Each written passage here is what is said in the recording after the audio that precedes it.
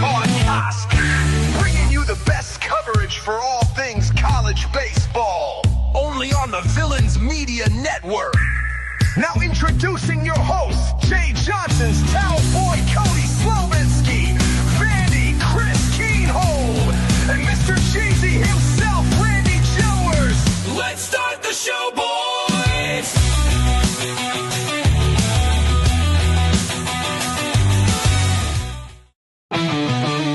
This is the Golden Rule.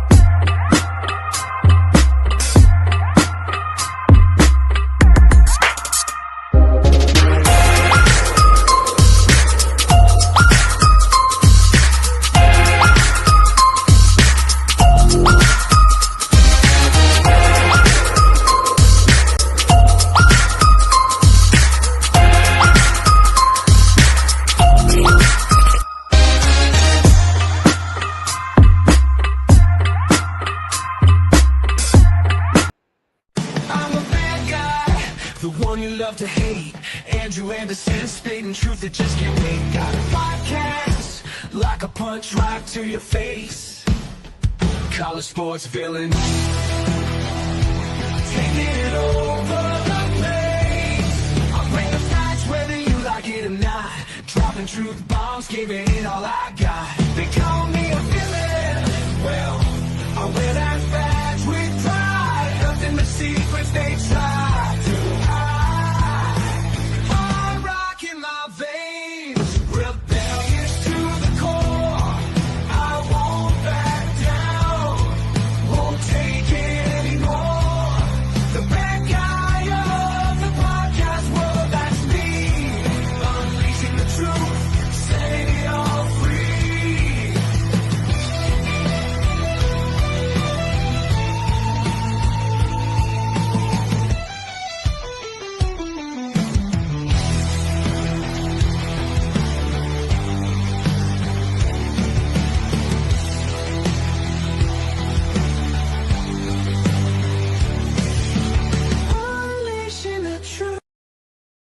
Welcome to College Sports Villains. Let's go ahead and pull that down. All right, so we have a special show tonight. All right, so we're doing the Final Four. We're doing greatest coaches, best major league teams. I was in the background sharing all that, checking out my new Matthew 24:13 tattoo. As you know, those that endure to the end shall be saved. For those of you who check out my show regularly, you know I'm a faith-based guy, so that's where we're at. But we got a lot to get into today, so what I really want to do is go ahead and bring on our first co-host. As soon as I can find his intro.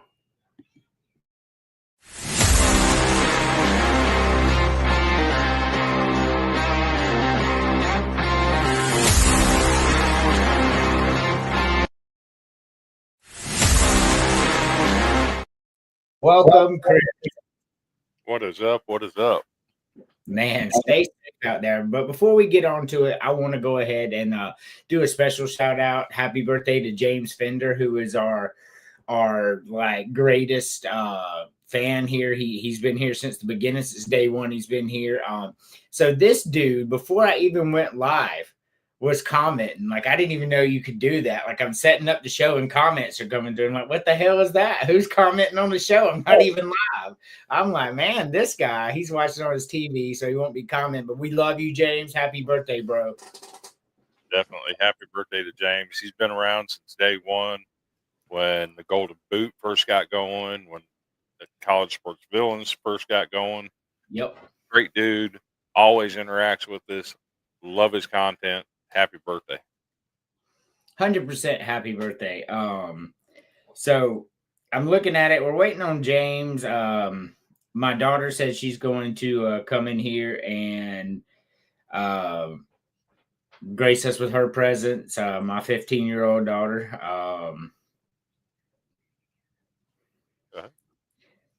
I'm sharing in the background. So, what you think about the new background that your boy Cody made for me? That is legit.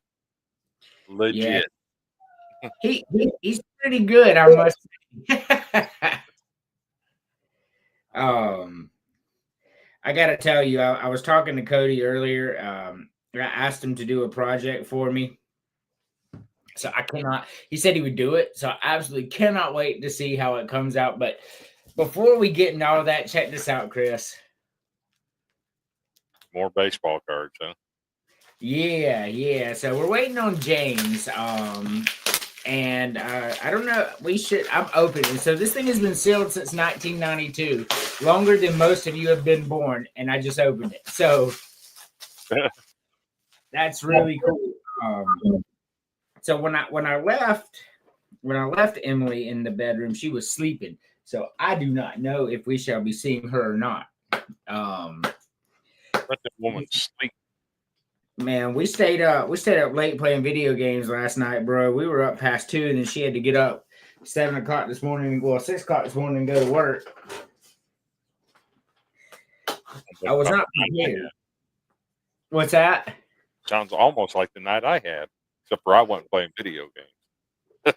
Yeah, well, we were playing video games. Dominic knows. He lives in my area. He knows what's going on. Yeah. Let's see. What's going on? Happy Thursday, Brent. Dominic, what's up, bro? We love Dominic. So while we wait on him, and I'm glad you're here. Not that I love me some James, everybody else, but when I open these cards, like this is before those guys were born, right? So, they're not. I mean, they're going to know the famous people, but you and I are going to know probably everybody on this list, to be honest. Question for you: Are those the ones that have the piece of bubble gum in them? I don't know. These aren't even in packs. Really? I didn't know that. Yeah, they're just cards. Well, we're not opening them. I have other packs in there. First one I pulled out, Craig Biggio. Okay, yeah. Melrose High. Uh-huh. Dave Winfield. Frank Castillo. Ken Caminelli. Yep, Ken was a good one. Yeah, he was. Barry Larkin. Yep, he was a good one. Yeah, he was good. Played for the Reds. He showed it. Oh, remember Jeff Blauser? Yes. Now, I love me some Jeff Blauser and Mark Lemke. They were part of those great Atlanta teams, and defensively, they were as good as anybody in the league. But they were an absolute liability at the plate, bro. Them two struck out more than anybody. They did. But when you have a defensive tandem like that, sometimes you can afford to give up a couple of spots in the lineup at the plate. Yeah, you had guys like Terry Pendleton and David Justice and guys that could absolutely rip a ball. Ron Gandy. Yeah. Let's see. Felix Jose, Juan Bell is a name I've not heard in a long time. Didn't play a whole long time, and never really made that superstar status like you would have thought he would. No, he spent most of his career in the minors, actually. But he was, remember, he was supposed to be really good, like Todd Van Poppel. He was supposed to be the future. Yep. Um, oh, check this out, man! A David Wells card. Okay. I love me some David Wells. This is back in his Blue Jay days. Okay. You remember when the Marlins did their expansion draft Yes. and they got David Wells and David Weathers? Got Yep. both of them. Became their number 1 and 2 starters. So, check this out. A Chuck Knobloch rookie card. Okay. Like, that dude was legit. That's a good one. Wade Boggs. Wade Boggs, man, he could knock the fire out of a baseball too. Great hitter, not a lot of power. Dominic Bro. I love Sid Bream. The slide will always go down in my memory banks. Dude with no knees ran from second and scored the winning run against his former team. If he had a wheelchair, he probably went faster. Oh, yeah, I agree. Hey, you remember Brian Hunter? Yeah. I thought, see, he was another one of those, like, I thought he was going to be like that dude. Yeah. I watched him play in Greenville a few times. Mm-hmm. Oh, Steve Avery. Those Greenville teams of Steve Avery and Brian Hunter, and remember Dave Justice. Justice was there for a little bit. Trying to think. Was Prime there for a little bit? Who? Was Prime there for a little bit? No, Dion was never there. But John Stoltz was. Who was the football player that played for Atlanta that was at Greenville for a little bit? Brian Jordan. Okay. Yeah, he played there. But we had Tom Glavine. He was there. John Smoltz, Jeff Blauser, Mark Lemke. I saw Chipper Jones play in Greenville, even though he wasn't on those teams, but he was part of a champion. Like, those Greenville Braves won a lot of titles, bro. Yes, like a lot of Sally League titles. Like, I was the biggest Greenville Braves fan ever, bro. Like, Chipper Jones was there. Andrew Jones was there. I got to see a lot of cool stuff. I got to see Michael Jordan there. He played for Birmingham Barons, but like we got to go to that game when they came to Greenville because they were in the same AA league. And he played with Birmingham. Jordan did more than he played anywhere else. He played like 2 years in Birmingham. Yeah. Yep. And then he went back to the NBA. Yeah. Not the greatest baseball player. So let's just go ahead and be honest about that. I will tell you, I'm in a group chat, a wrestling group chat, and Terry's got all these minor league teams. Man, he's got some cool hats. He's got one that's like something aliens, and it was pretty neat. We got to get Terry on here one day. He's in Las Vegas visiting one of his Army buddies, I believe, right now. So. So what about that? I mean, this is some nasty weather you're having here, Chris. So we are forecasted. Well, the forecast was that from Wednesday afternoon through Sunday, we were going to get 10 inches of rain. Well, as it turned out, when the storms moved in last night, it didn't rain a drop here. And I'm like, it's going to be hard to get that 10 inches of rain. Oh yeah. And then I watched that storm line. I was in Arkansas when I got off yesterday, and I watched it. And, they forecasted it to be in our area around 6 p.m. I went to bed at midnight. I got tired of watching for it. It still wasn't in Memphis yet. And what was weird is the northern part kept going east, but the southern part just stayed in one location, and it kept going more and more at an angle. And then when it finally started moving, the storms would like freight train along the front line. They'd start off like in Mississippi and roll all the way into Kentucky. And it was the weirdest thing. 2:15, my phone went off. My county was in a warning. So I got up, checked it out. Everything was good to go. No threat. And then right before I went back to bed, I noticed in another town about 50, 60 miles away from me, but they were in a warned area. I go back to bed, and at 4:15, my phone goes off again. My town is in the tornado warning. I'm like, okay, time to get up. So I get up, and I watch this thing, and it missed my kids' house by about a mile. And there's pictures of it. It was a legit tornado, and it was huge. But come to find out, that's the same tornado that had hit Selmer at 2:15 in the morning. And then while I'm watching this affect my kids, another tornado comes through Selmer. They got hit by 2 tornadoes. That one town did. Unfortunately, there were 9 fatalities there. Hit apartment complex. People didn't know it was coming. And that's the dangerous part, is tornadoes at night. You don't know they're coming. And if you don't have a way to get woke up, you're in trouble. So, but this afternoon, thunderstorms started popping up in our area. And all of a sudden, we have tornado warnings again. And another one went about a mile from my kids' house in the other direction.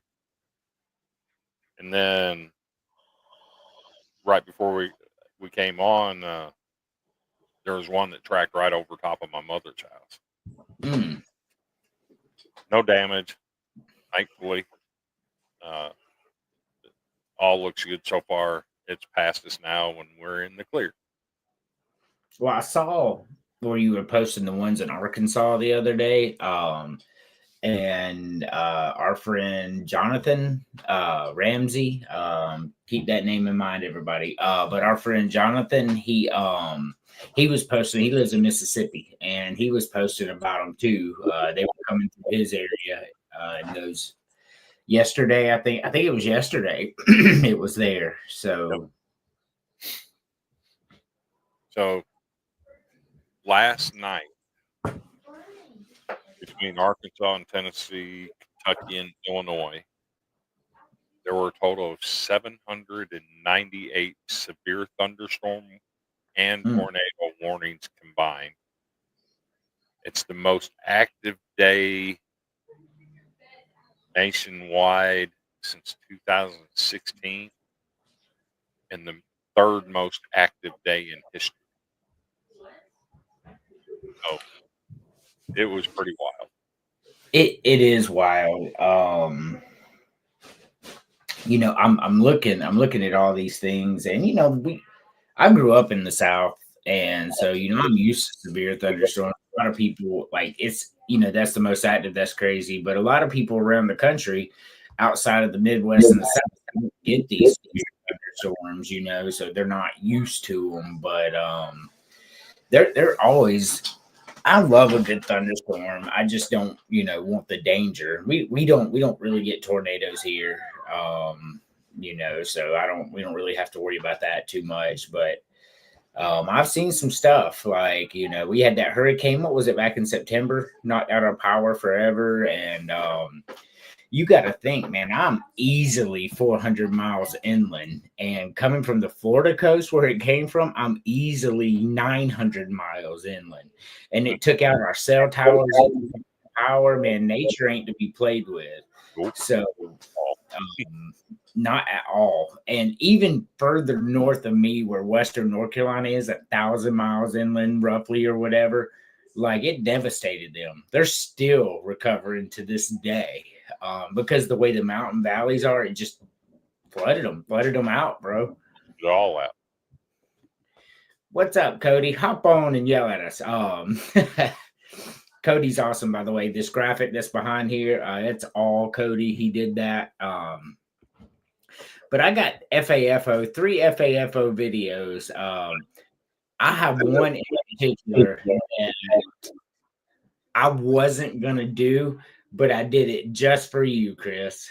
Like this video, I'm gonna go ahead and turn my computer down real quick because it's really, really loud. But I put this one up just for you because I watched it. When I first watched it, I almost sent it to you. I may have sent it to you, but let's watch our first FAFO. We'll play it again when James gets on.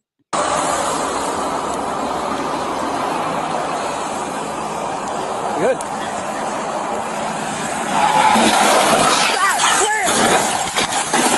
At their last 1052, previous 1050, 84 west.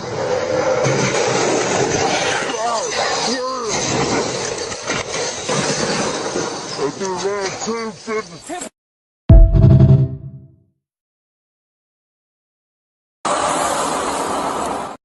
Somebody let their intrusive thoughts get the best of them. Somebody needs to take the volume off of that and set it to the Dukes of Hazzard theme. Yes, I agree. Hey, we could do that. We got somebody in the background. Our second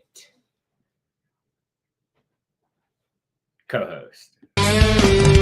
Terminate the fate, keep you safe in the arms of the snow.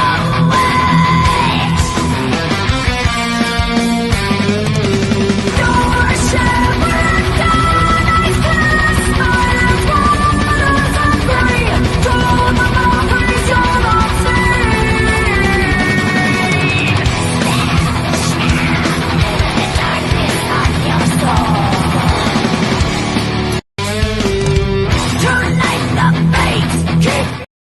Welcome. You're on mute. Yeah, Cody, the Duke boys are wild. Let me go Okay, ahead. hi. All righty. So did you see the video? No. Well, we're about to play it again because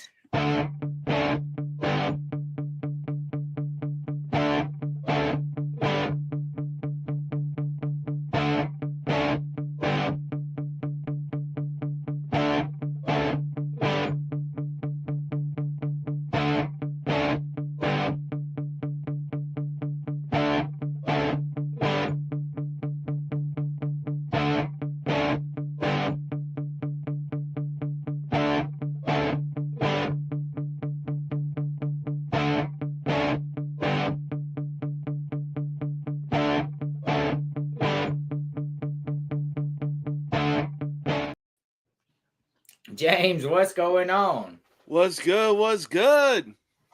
So, before we get into the show, I got 3 FAFOs, and we just did the first one right before y'all got on. Volume down.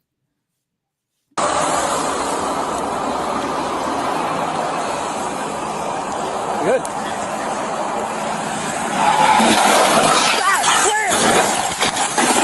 At their last 1052, previous 1050, 84 west.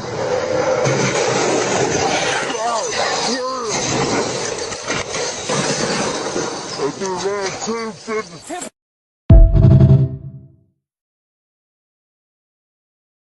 So we've all been driving and see that come up and had that thought once or twice in our lives, but I don't think any of us have ever thought, you know what? Today's the day.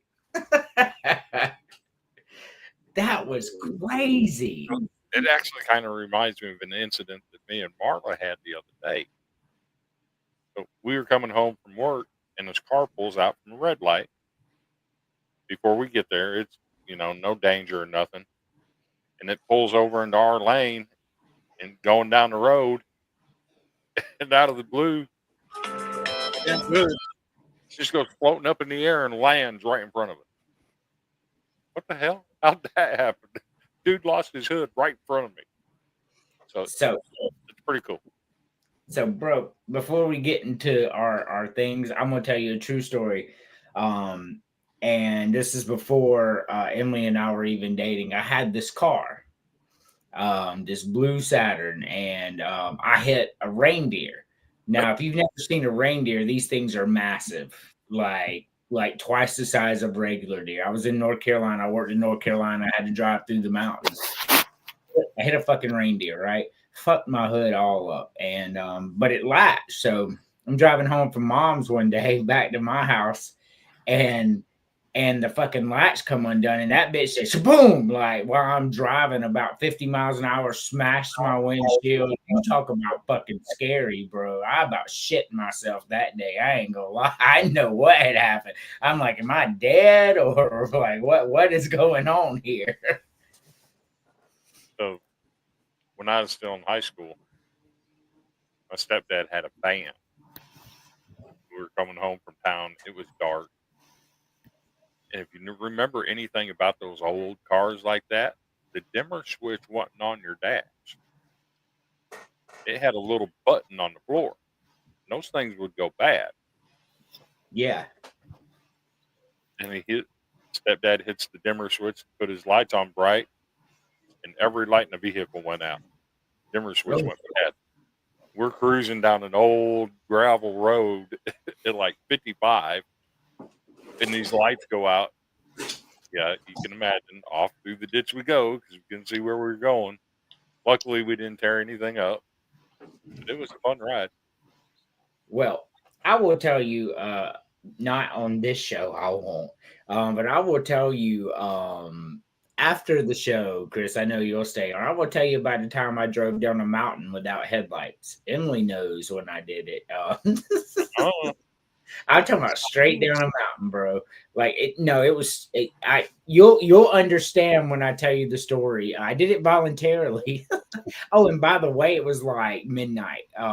Yeah, not cool.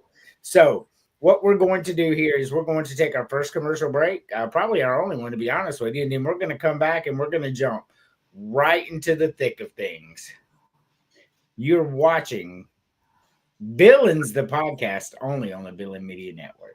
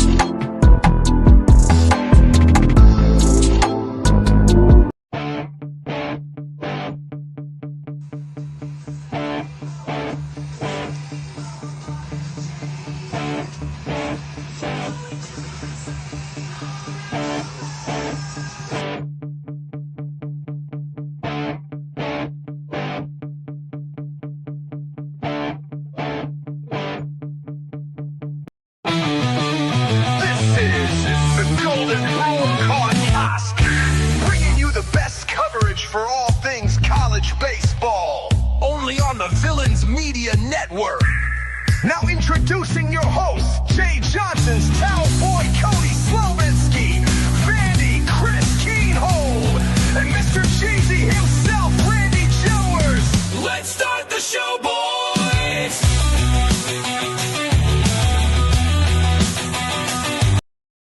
I'm a bad guy the one you love to hate. Andrew Anderson, spitting truth that just can't wait. Got a podcast, like a punch right to your face. College sports villain, taking it over the place.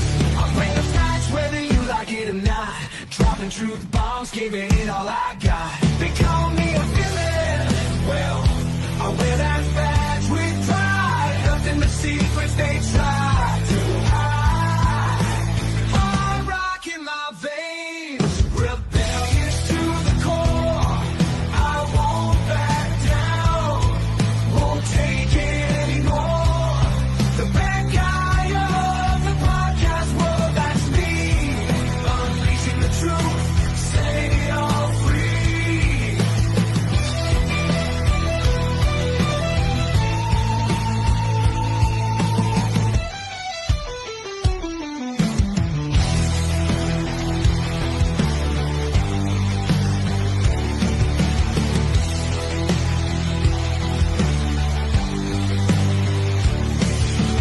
Unleashing the truth. I'm a bad guy. Welcome back to College Sports Villain, or actually just Villains, the podcast. So, our very first subject that we're going to do tonight, I'm going to pull up my list. We're going to start with the top 5 Major League Baseball teams of all time. Emily's going to skip this, so yeah, you got a top 5 list? Yeah. Chris, did you get a chance to get your list together?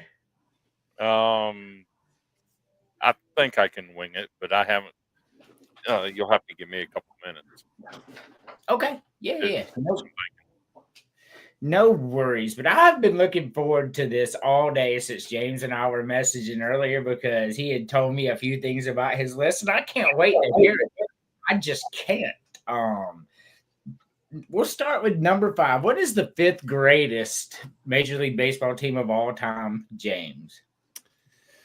Man, this list was really tough, but I mean, there's a reason that there was a movie made out of this team, and there's also a reason that they were the first team, I believe, in baseball history that won 20 consecutive games. Number 5, I'm going to have to go with the 2002 Oakland Athletics. Okay. I had no idea they made a movie about them. Moneyball, baby. Look it up. Yeah, y'all have talked about that before. I just don't watch a lot of movies. I'll go next, and we'll let Chris go after that because he had tornadoes earlier. Like he was sending me pictures like they were on his nuts. So I don't think he had time to do the assignment. So number 5 for me of the greatest Major League Baseball teams of all time is the '86 Mets. I mean, you talk about a team of destiny right there, bro. Like they weren't supposed to be shit, and they came out and they were just like, "We're going to win it all, and we're going to have the best ERA, and we're going to have the best batting average, and fuck everybody if you don't like it." I do not on like top of that, they were fueled by booger sugar too. Oh yeah, 100%. Yeah. I mean, the strawberries and the doctors and all that. But yeah. Freaking hate the Mets, but you got to give the devil his due on that. 86 minutes. What about you, Chris? Do you have a number 5 yet? So at number 5, I'm going to go with 2004 Boston Red Sox. It's a good team. Mm-hmm. Hey, I got him at number 1 for underdog baseball teams. Guys like Kurt Schilling, Pedro Martinez, Tim Wakefield, one of the greatest knuckleball pitchers you'll ever come across. Yeah. Yeah. In peace. David Ortiz, Manny Ramirez, Johnny Damon. Yep. This team was loaded, and they became the first Major League Baseball team to come back from a 3-0 deficit in the playoffs and pull off a series win. Us Yankee fans don't talk about that. as many times as you have mentioned 28-3 to me, you are going to eat this, James. The only team ever to be up 3-0 and lose is your team. We don't talk about 3-0. Fantastic team, though, no doubt. No, you'll get no argument out of me. Number 4, James. Number 4, probably the best team that should have won a World Series that didn't. The 2001 Seattle Mariners. Fantastic. I mean, man, that team was fucking loaded.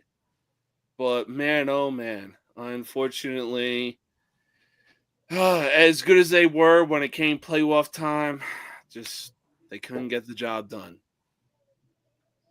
No, they couldn't. Hey, honey, will you read your text? All right, so do you have number 4 yet, Chris? I do. This will put a smile on Andrew's face. Went 90-54, 11-3 in the postseason. They won the World Series. Their run differential was plus 105. Their team ERA was 3.44. With a pitching staff that featured Greg Maddux, Tom Glavine, John Smoltz, Steve Avery, Mark Wohlers, and a lineup that included Marquise Grissom, one of the most underrated shortstops to ever play, Jeff Blauser, and he's underrated because he wasn't real good at the plate, but defensively he's one of the best ever. Third base, he had Chipper Jones, he had big Fred McGriff first, David Justice, young guy in left field named Ryan Klesko. Catcher was Javi Lopez. I mean, this team was absolutely loaded. I got the Atlanta Braves from 95 Atlanta Braves as my number 4. Very good. At number 4, I have the 96 Yankees. A lot of people don't really know about the 96 Yankees, but I watched them play, and I watched them in the World Series, and that team could not be beat. Like you could have put the American League All-Star team to play them in the World Series, and they were still winning that series. It did not matter who played them. That was just a fantastic team. I mean, Derek Jeter out there. I mean, you've got the GOAT closer who is just out there mowing people down. Andy Pettit, Mike Mussina. I mean, just fantastic team, man. Bernie Williams out there, crazy good, man. That team was. Hey, Andy Pettit, when he does his yes, he still scares me to this day because you saw nothing but evil in that man's eyes. Yes. Give me 1 second. I'm sorry.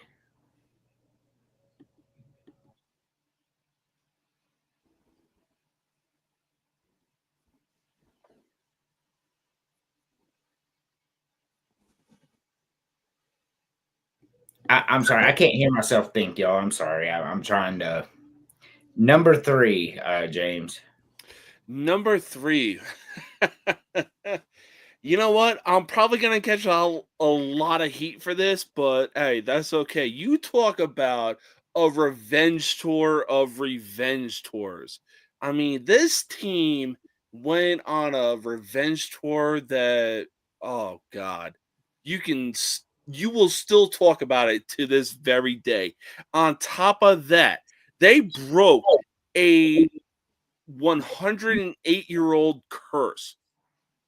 Number 3, I'm going with the 2016 Chicago Cubs. That team was loaded.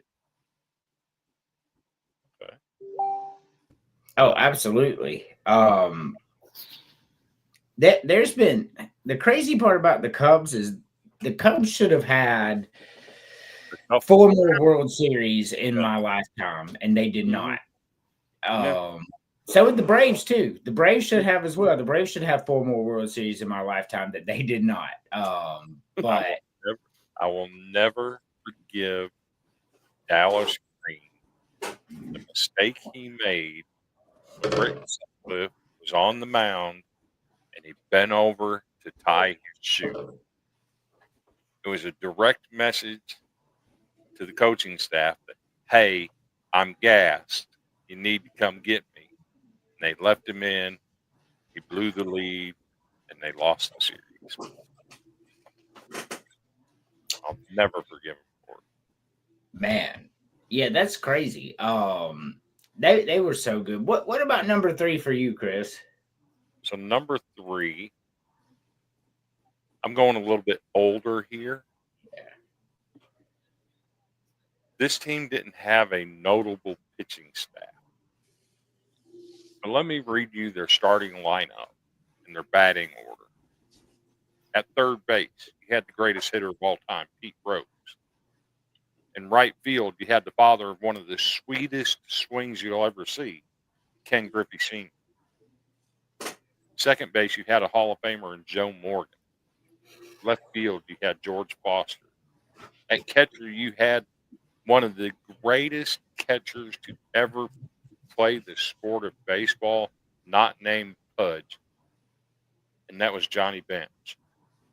You had Tony Perez at first base, Cesar Geronimo in center field, and the shortstop, Dave Concepcion.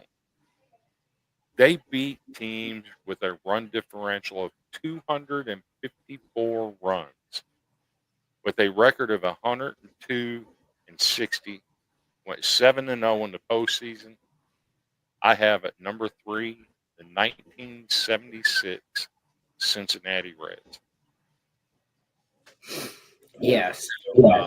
Anything with Pete Rose is really good. Side note, Pete Rose played for the Phillies. Like I seen that image and it just don't jive for me. But he did. That is a true story. He played for number 3 for me, I have the 1995 Atlanta Braves. That team, so not only did they have John Smoltz, Greg Maddux, Tom Glavine, they had everybody out there. They had Mark Lemke, Jeff Blauser, Chipper Jones. This team was royally stacked, right? But let's not put over the fact of who they beat that year.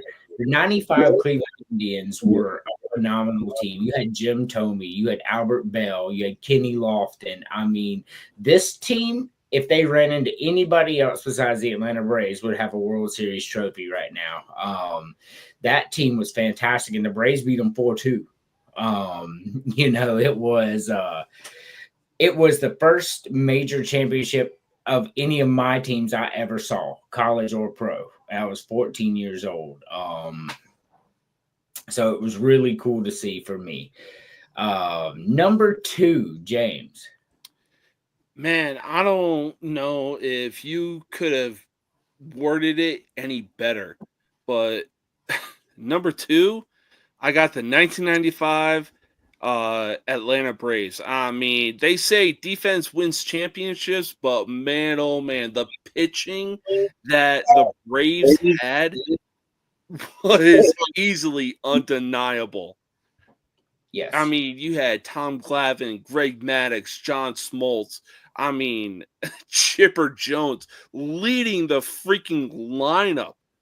I mean, there's nothing negative about the 1995 Atlanta Braves that I can really say, because that team was just so loaded, and man, oh man, good on them for winning the World Series that year. And you also had Dave Justice and Ron Gant. Just Yes. a phenomenal team, really. Number 2, Chris. So my number 2 team went 104 and 58. They were 7-1 in the postseason. They did win the World Series. Had a run differential of 186. Okay. This team featured one of the greatest middle infield combinations in history. In fact, I think they still hold the record for most double plays turned by a middle infield combination. That middle infield, Lou Whitaker and Alan Trammell. Hey, You also look, had Kurt Gibson, Lance Parrish, Dave Bergman. The 1984 Detroit Tigers come in at number 2 for me. so the 1984 Detroit Tigers were number 6 on mine. I mean, that team right there was it. Was I remember? So I started watching baseball probably roughly 1985 when I was 4 years old is when I started remembering, and that was the current world champion. So that's all they talked about. The first year I ever watched baseball was the Detroit Tigers and how good they were, and Alan Trammell, and you'll get no crazy talk out of me. You weren't getting a base hit through the infield on those guys. It was not happening. No. Number 2 for me is the 1953 Yankees. I mean that team was just crazy. They could have won 162-0 if they wanted to. I think maybe not quite that, but I mean, come on, where have you gone, Joe? I mean, like I don't know what to say. I wasn't around, so I don't really have a lot to go into it, but based on everything I've read, videos I've watched over the years, the 53 Yankees are definitely number 2 on my list. Number 1, James. Number 1, man, oh man. I mean, it really doesn't get any closer than this. Number 1, I got to go with the 1998 New York Yankees. They went, when you include the winning the World Series, they went 125 and fucking 50. They lost just 2 games in the playoffs. This team was the epitome of baseball. On top of that, I mean, they had Derek Jeter, they had Bernie Williams, they had Tino Martinez. I mean, look, the list goes on and on. This team was unstoppable. Yeah, I mean the same as the 96 Yankees. The 98 Yankees had a better record, but the 96 Yankees could have beat them in a series of 7. In my opinion. Number 1, Chris. So, number 1 for me was a debate because one team was going to get number 1, the other team was going to get number 6. And because of personal preference, the team that gets number 6 is the one that James just had at number 1. Because of personal preference. I hate the Yankees. I'm never going to put them number 1 in anything. But that being said, my number 1 team went 108-54. They were 8-5 in the postseason. I mean, they had to battle in the postseason. It just didn't come easy for them, and why I don't know. But they had Darryl Strawberry, Mookie Wilson, Yep. Hall of Fame catcher Gary Carter, first baseman Keith Hernandez, Wally Bachman, Lenny Dykstra. Their pitching staff included Dwight Gooden, Ron Darling, Roger McDowell, Jesse Orozco. My number 1, the 1986 New York Mets. So, do you remember, Chris, and Emily and James weren't around at this point? Do you remember when Gary Carter hit that fly ball and it killed a bald eagle? Remember the baseball hit the bald eagle and killed it, and they tried to charge him with it? Mm-hmm. Like the New York City Attorney General's office tried to charge him with killing a bald eagle. Yep. I was like, how, bro? He's playing baseball. It's not like he was out hunting it. I mean, if you're going to charge somebody for killing a bird, I mean, the most obvious choice to do so would be Randy Johnson, right? I mean, he just straight up blew that bird apart. I mean, It was Well, I crazy. don't know if it was by coincidence, but at the same time, it was also like, well, you shouldn't have been in that place, you know? Right. I mean, come on, y'all. I've seen some stupid charges, but that's number one. The greatest baseball team of all time, and honestly, it's not even close, is the 1927 New York Yankees. There's not a team in history that was better than them. I mean, like this was the cream of the crop, the creme de la creme. Murderers Row. Murderers Row. Like that team could have beat anybody, bro. Obviously I wasn't around in 1927, but I would have loved to have watched Babe Ruth play and all that stuff. You know, sitting in the dugout, smoking cigarettes, eating hot dogs, drinking beer, coming out hitting 5 home runs a game. Baseball was fun back then. That's I mean, hey, like I said, if you watch the movie Moneyball, they talk about the 1927 Yankees. Like you said, some would say the best team ever assembled. Their best winning streak was 9 games. The 2002 Oakland Athletics was 20. it was a different game. It was. Yep, I'll agree to that. So I mean, like there was no helmets. There were holes in the outfield. I mean, it wasn't the same thing. But I can't deny that. No. Yeah. 20 games. All right, our next top 5 list. I don't know if Chris, I don't know if you got all this earlier, but top 5 players from your favorite team. I don't even know who your favorite team is, Chris, in baseball, to be honest with you. So we did our top 5 from our favorite team. I really don't have a favorite team.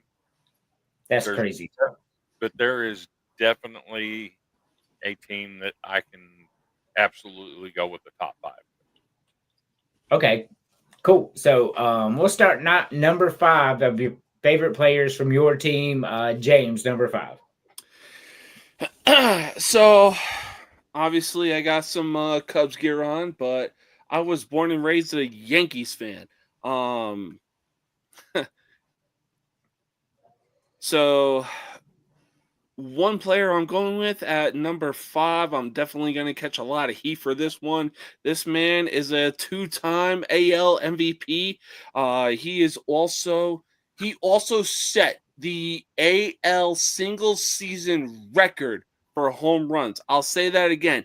The American League single season records in home runs. He is also a 2017 home run derby champion. Number 5, I gotta go with number 99. All rise for the Judge, baby, Aaron Judge. All right, so that's a recent player, but that's okay. My number 5 is also a recent player. What about you, Chris? Do you have your number 5 yet, or do you want me to go? My number 5, a legendary figure, Cap Anson. He's not only a player, but he was a manager and the owner of the Chicago Cubs.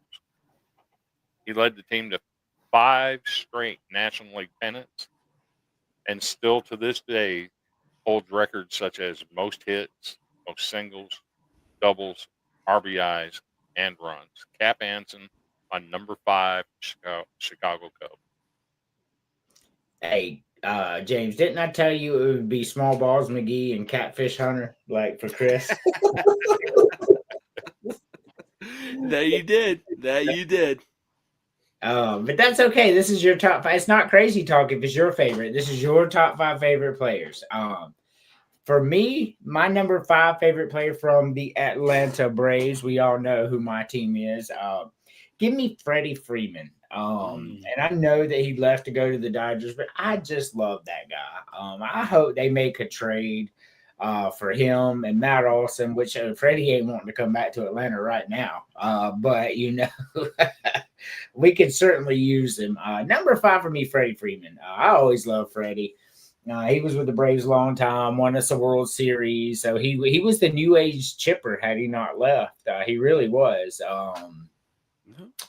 But it is what it is. Number 5, Freddie Freeman. Number 4, James. Well, number 4, like I said, when you don the pinstripes, it is a blessing of honor. But man, oh man. Number 4, when you think of the Yankees, you're going to think of one man. This man was an 18-time All-Star, 13-time World Series champion, and a 3-time AL MVP, one of, if not the greatest of all time catcher. Give me Yogi Berra at number 4. So, while I'm great with that being your personal list, but when I think of Yankees all the time, I personally think of I think of Derek Jeter and Babe Ruth. I don't know why. Those are the two that come to my mind. Number 4, Chris. Number 4 for me. Sorry to do this to you, Andrew, because I'm pretty sure he's going to be on your list as well.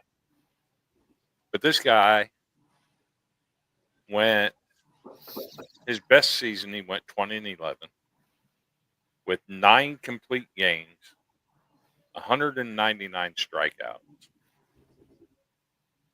He spent 2 different stints as a Chicago Cub. His first one was when he was a young player, new to Major League Baseball, from 1986 to 1992. And then he went back in 2004 and stayed till 2006 when he retired. Number 4 for me, Chicago Cubs, Greg Maddux. I love Greg Maddux. Greg Maddux did not make my top 5 favorite Braves list. I'll go ahead and put that out there. Derek Jeter was clutch. Barry Bonds is the best baseball player of all time. No, he wasn't. Just my personal opinion. Yeah, it's crazy talk. Number 4 for me is the great one. It's funny that he said that, but number 4 for me is the real home run champion. The man who did it without a needle. The man who did it without steroids.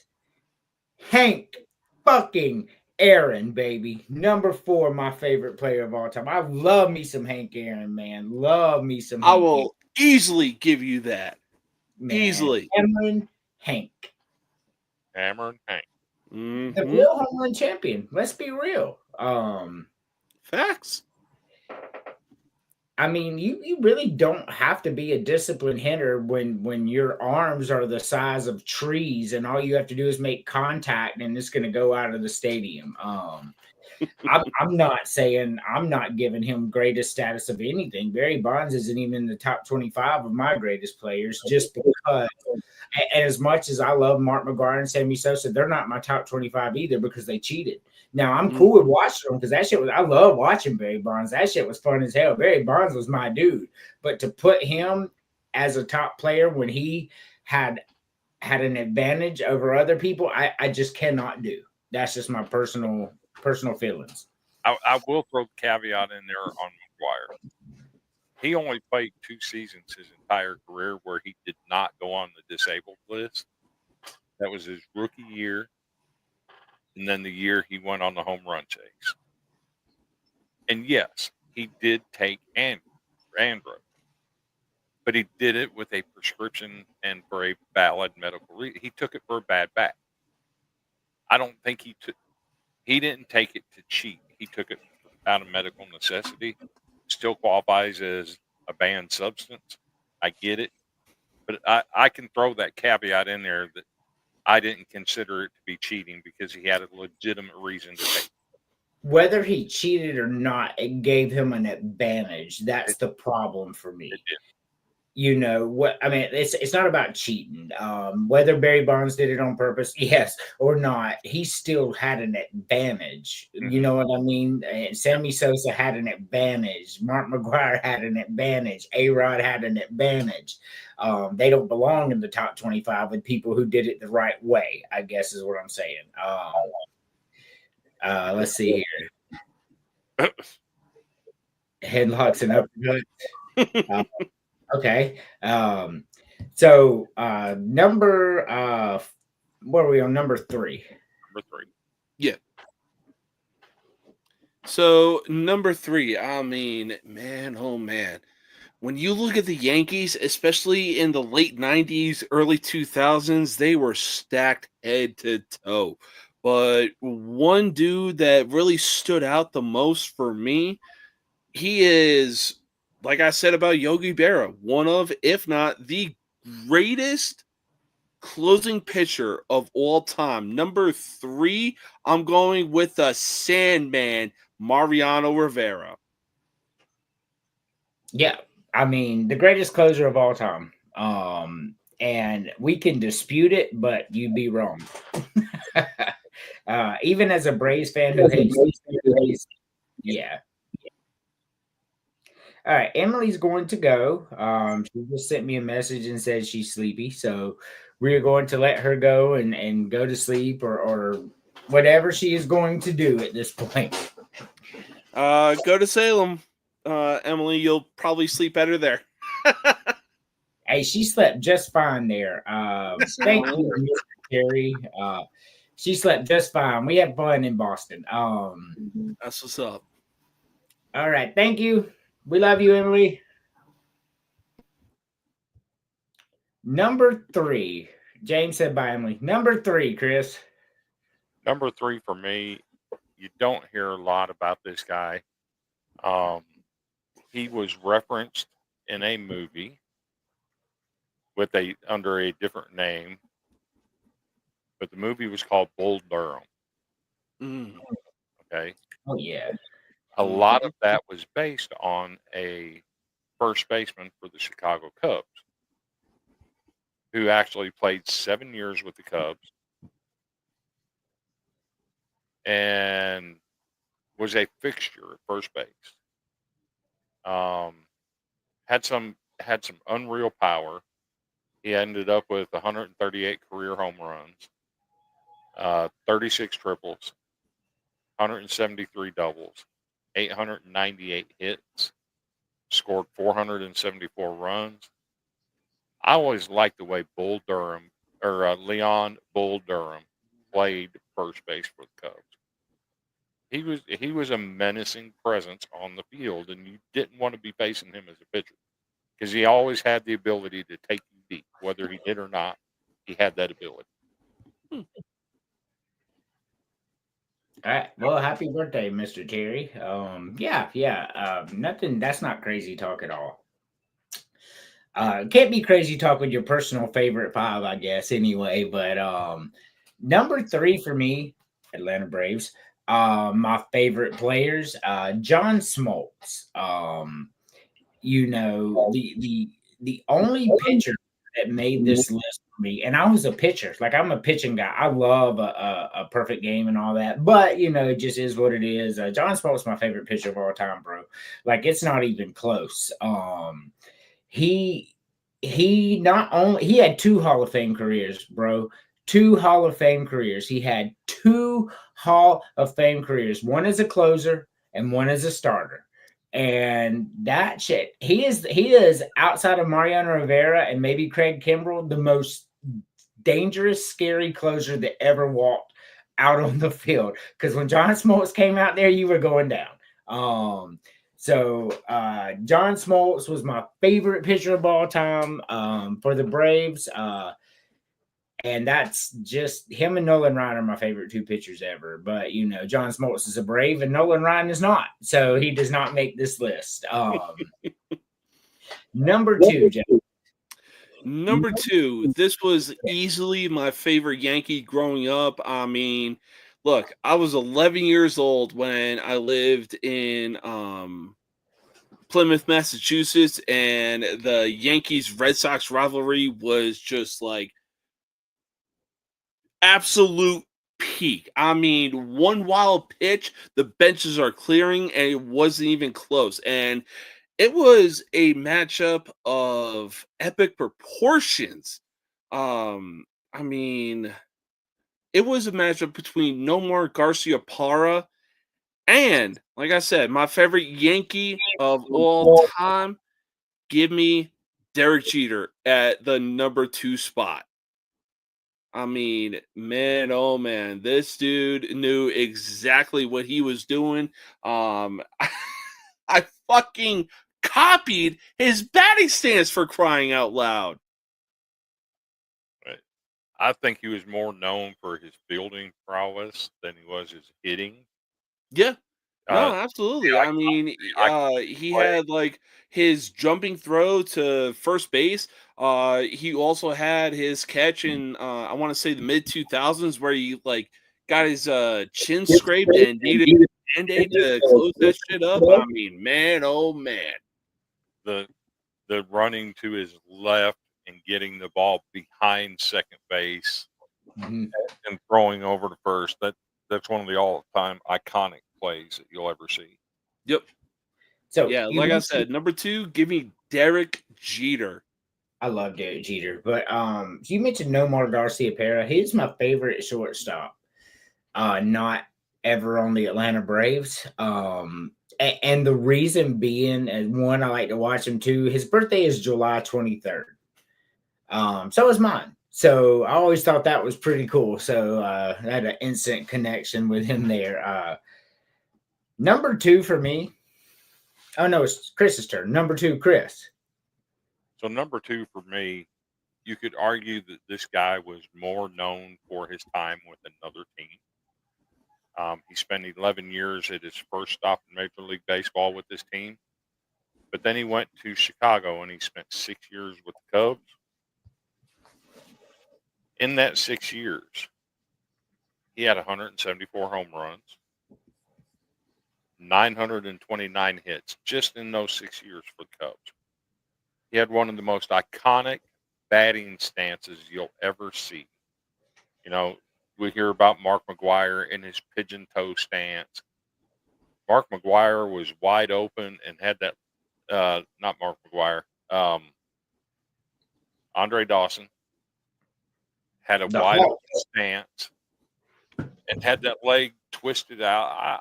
I still don't know how he was able to stand in there and take pitches and swing a bat the way he was positioned at the plate. One of the most iconic batting stances you'll ever see, and he was good at it. He spent 6 years with the Cubs. I have him as my, number, what are we, number 3, number 2? 2. I have him at number 2 for me because his impact on those Cubs teams was, without a doubt, impactful. And, people can say he belongs to the Expos. That's fair game. He spent 11 years there. I have him at number 2 for the Chicago Cubs. Side note, my 3 favorite Chicago Cubs are Ryan Sandberg, the Hawk, and Mark Grace. I love the Hawk, boy. Andre Dawson was my dude. Because you got to think, growing up, we got the Braves and the Cubs. That was it. Those are the only 2 teams you got to watch, TBS and WGN. So I have my favorite Cubs too, bro. I promise you. Number 2 for me, Chipper Jones. Like, if you were an Atlanta Braves fan during this era, you were alive during this era, and you got to watch Chipper Jones from Greenville, which is where I'm from. So I got to watch him play in Greenville Braves and then see him go to Atlanta, win a World Series, have a Hall of Fame career as a switch hitter. I don't care what anybody says. I got him as the greatest third baseman of all time with Mike Schmidt a close second. Like, I just feel like Chipper did a little bit more. And little bias thrown in there too. I love Chipper Jones, bro. Chipper Jones, I just love the dude. Number 2 favorite Atlanta Brave of all time, Chipper and Jones. Hey, I'll agree with that. Like, look, I'm a Yankees fan, but anytime that the Braves were mentioned, all you were hearing about was Chipper Jones, and it wasn't even close. Look, they hated Chipper Jones in New York. The Mets specifically, every time he got out to bat, they would chant Larry because that was his real name. But yeah, that motherfucker owned New York, bro. He owned them. So it was so bad. He named his son Shea because he batted over 500 in that stadium. You talk about the ultimate troll job. Shea Jones? Yep, they named him Shea. Oh, that is diabolical work right there. Yep. I love Cal Ripken as well, bro.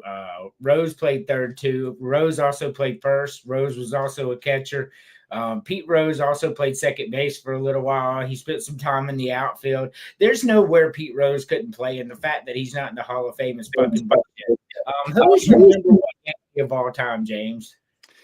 Well, when you talk about the Yankees, you best put some respect on this man's name. There is a reason that the Sandlot was made. This dude was the literal centerpiece around the Sandlot. Yep. And he said it best. There's heroes and there's legends. Heroes get remembered, but legends never die. And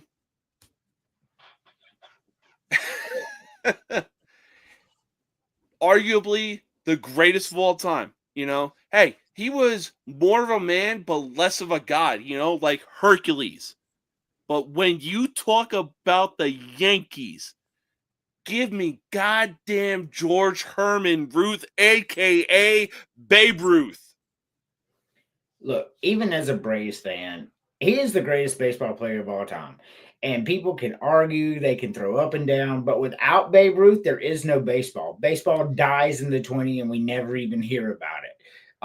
He's been dead for 180 million years now, and we still talk about him to this day. There's no other player we talk about like that, nor will there be one in the future that we talk about like Babe Ruth. I mean, arguably, you could say Shohei Ohtani, but at the same time, no. At the end of the day, it's still going to be Babe Ruth.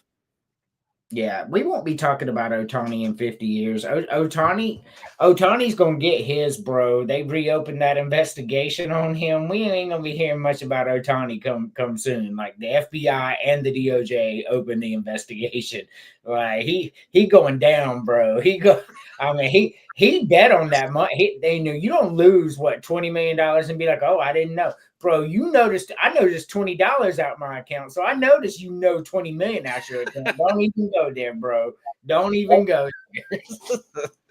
I just don't like that dude because he got caught personally. He's out there playing right now while Pete Rose had to die before even somebody would talk about him going in the Hall of Fame. It's not fair. He needs to be banned for life too. If you're going to do it to Pete Rose, you need to do it to him. I don't care who he bet on. I'll agree with that any day of the week. Ban him. Or, because I don't think he should be banned, put Babe Ruth in the Hall of Fame. I meant Babe Ruth. Pete Rose in the Hall of Fame. Yes. Right now. Crazy talk. But yeah, I love Babe Ruth, man. Number one. Chris, you did the Cubs. I love the Cubs growing up, so I can't wait to hear who your number one was. My number one, 16 years as a Chicago Cub. 282 career home runs, 1,318 hits, 9,200 plate appearances. This guy wasn't one of these guys that's going to be out here bitching about umpires. He's not going to be arguing with umpires about balls and strikes. I would. He's going to be out there and he's going to do what he does, and that's play the game of baseball. In his 16-year career, I don't know of any time. Well, he had 1 year, 1984. But out of 9,200 plate appearances, the man only struck out 100 times, one time in 16 years. It's unheard of. Solid hitter. Always working the balls and strikes. Clean cut. When you're talking about an ambassador for a franchise, you can't talk about the Chicago Cubs without putting Ryan Sandberg at the top of the list. Yep. He's my favorite Cub, not named Andre Dawson of all time. Ryan Sandberg was that dude. Side note, my favorite Yankee of all time is Andy Pettitte, by the way. He was open too. What's that? He was doping too. I mean, prove it. You know what I mean? Like, I didn't see Andy Pettit go from 189 pounds to 330 pounds all muscle like the other people we talked about. Like, you get, man, like A-Rod too. He just tore his rotator cuff and made it back in less than a year. Yeah. We know what he did. So did Roger Clemens. Yeah, we know what he did too. They had the needle to prove it. Hey, look, I didn't put him. I didn't say Andy Pettit was a top 5 pitcher of all time. I still don't think he is. He's my favorite Yankee of all time. That's fair. That's fair. And but yeah, I don't know if insane. James was alive when all that was going down and the testifying in front of Congress and all that stuff. And Mark McGuire saying, "I'm not here to talk about the past. I'm here to talk about the future." And Roger Clemens wouldn't say anything. And then they break out the needle saying, "Yeah, we have the proof Roger Clemens was doing this stuff." And he wouldn't even say a word because he knew he'd have been busted. Hey, look, same way, what was it, 1991 WWF? When the steroid scandal came out with Hulk Hogan and Ultimate Warrior, and they put Hulk Hogan on the stand, and they thought he was going to dime on Vince McMahon, and he's like, "We never took steroids. Vince McMahon never gave us anything." Boy, you remember that scandal? Because they thought, because the prosecution thought Hulk Hogan was going to tell them. Like, you know, they're like, they had the case sewed up, and he's like, "Nope, don't know what you're talking about." Oh, man. But that was fun. So now we're going to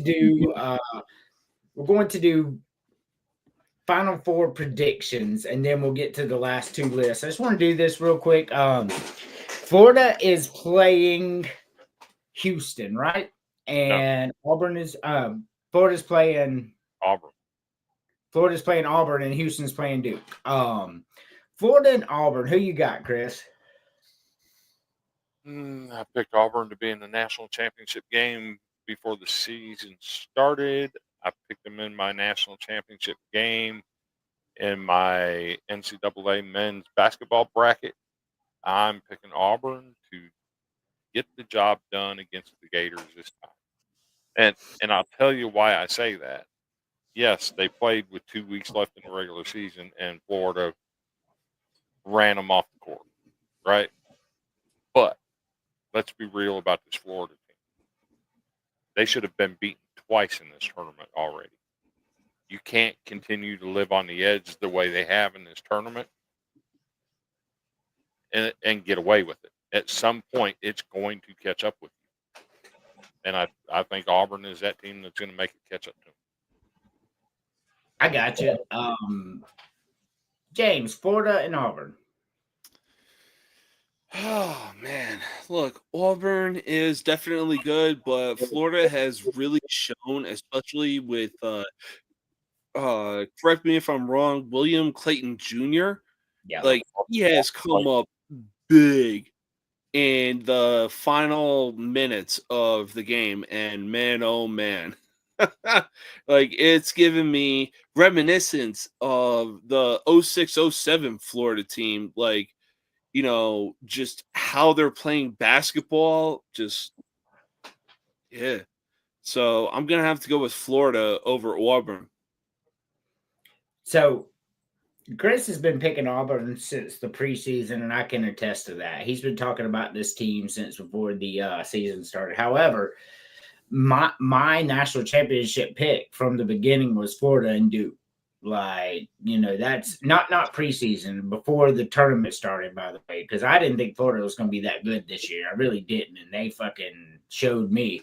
And I think they're that good, and I think they got the best player in the tournament. I agree with James 100%. He's talking about Florida lived on the edge, and that's true, but Auburn has lived on the edge in this tournament for a couple of games as well. Auburn got off rhythm a couple times and had to make a comeback in a few games, and that's not going to fly against Florida. Just like Florida doing that ain't going to fly against Auburn. This is going to be a phenomenal game. This game will be wired to there, and I cannot wait to watch it. But give me Florida. I think they got the best player. I think they got the tournament MVP on their team. If not, so a team from the other one we're picking does. Chris, Duke and Houston. I've had Duke I've had Duke and Auburn since the season started. I can't go against it now. Houston is the best defensive team in the left in the tournament, but the problem with Houston is the games they've lost have come to high-powered scoring teams like Texas Tech. I forget who else they lost to, but they've been outscored. I don't think Houston has what it takes to score with Duke, and Duke is those freshmen at Duke, Cooper Flagg, Con Knipple, they are something to watch. That freshman class at Duke reminds me of the Fab Five. I'm not going to argue at all. James, Duke or Houston? Man, I mean, this is definitely going to be a close-ass game, but at the same time, when you think of Duke, you think of they're essentially the New York Yankees of college basketball, and they have one of, if not the best, players that are going to go into the NBA, being Cooper Flagg. But one thing that I have stood by on, and one thing that I will die on the hill of, is defense wins championships. And Houston has really shown that they have some serious ass fucking defense. As much as I shouldn't, I'm going to go against Duke, and I'm picking Houston to beat Duke, and the national championship is going to be between Florida and Houston. Okay, we'll get to that in a second. Houston's the best defensive team in this entire tournament. Houston has the best coach out of these four teams out there. Sampson is the best coach out of these four, whether you want to admit it or not, right? Duke. I'm trying to go to Duke. Oh, you're trying to go to Duke? All right. I hope you make it there, Giannis. Yeah, I mean that you don't get to play defense anymore. He thinks Florida and Duke at the end. So, with that being said about Houston, Duke is that damn good. Duke was my pick to win the national championship before the season started. Ohio State was my pick in college football.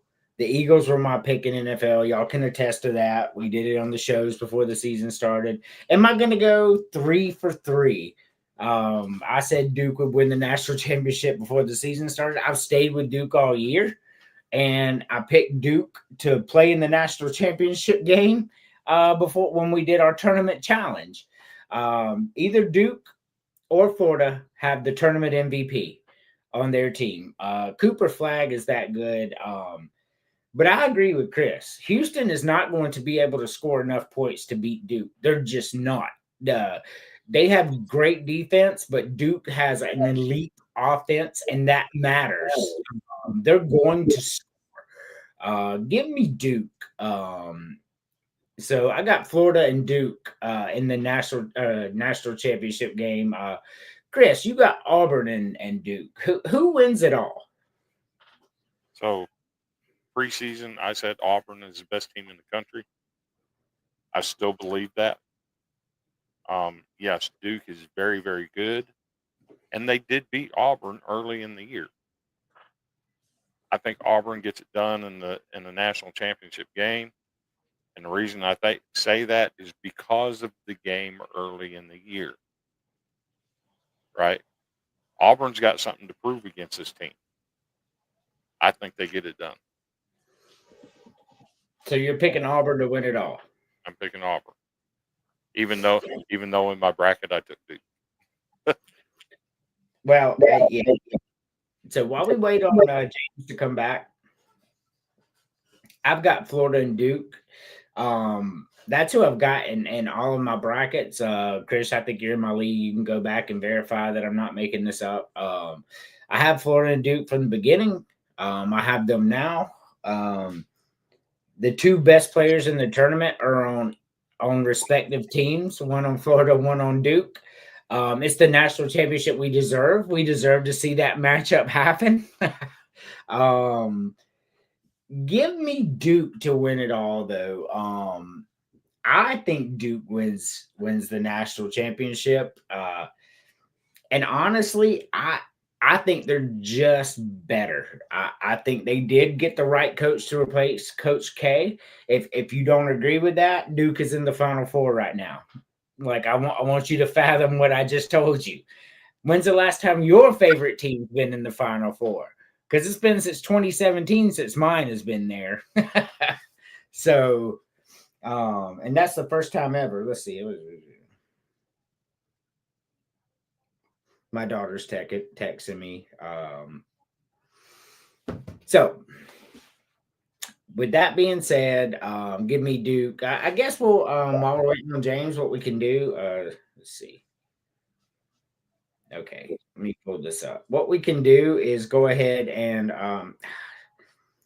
Chris, I got a new phone today, and I'm trying to work out all the kinks. So bear with me for a second.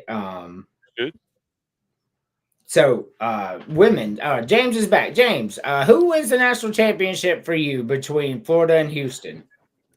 Man, oh man.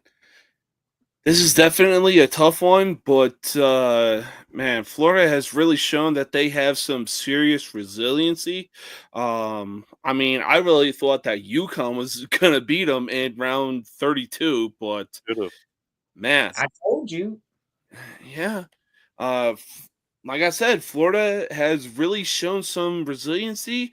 Give me Florida to be the national champions.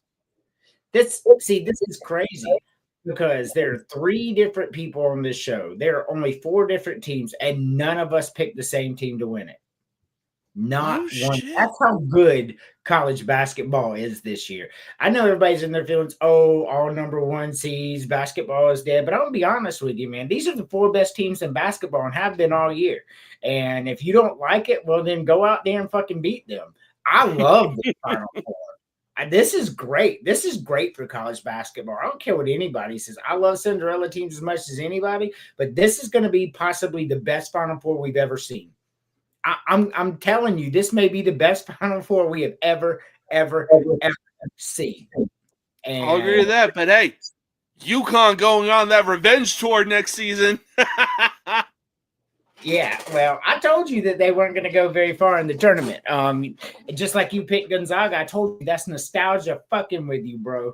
And you, I was a victim of it for a long time too, because like when I was younger and I'd be picking teams to win, all this, I'd be like, man, what's Dude, that? It was Duke every year. They went to 8 straight Final Fours, and you had to pick them every year, whether you were a fan or not. You had to pick them because they were the best. And I did, and I fucking did. But let's get through the women's Final Four real quick. Get to our last two top fives. Chris, UCLA and UConn. UConn. Hey, before we go any further, I just want to let y'all know this Final Four, the women's Final Four, involves South Carolina and the only three teams to beat them in over 2 years. So you can't tell me the four best teams didn't make it because you got South Carolina and the only three teams to beat them in the last 2 years, 24 months. No other team has beat them but these three. You're That's missing Texas. Crazy talk. Texas beat them. Yeah. Texas, UConn, and UCLA. Every team in the Final Four has beat South Carolina once this year. So you have chosen UConn over UCLA. Yes. Okay. Best player in the country. I'll stand on that. People can talk about Juju all they want to. I think Paige Beckers is a better all-around player. She does more for her team. And if you remember, it may have been the worst loss of Dawn Staley's career. This UConn team just went into South Carolina and they handed South Carolina an ass whooping. So there's no mistaking that UConn is a very good team. I think they handle business against UCLA. So that's not the worst loss of Don Staley's career. Actually, we lost to UConn in 2012 by 52 points.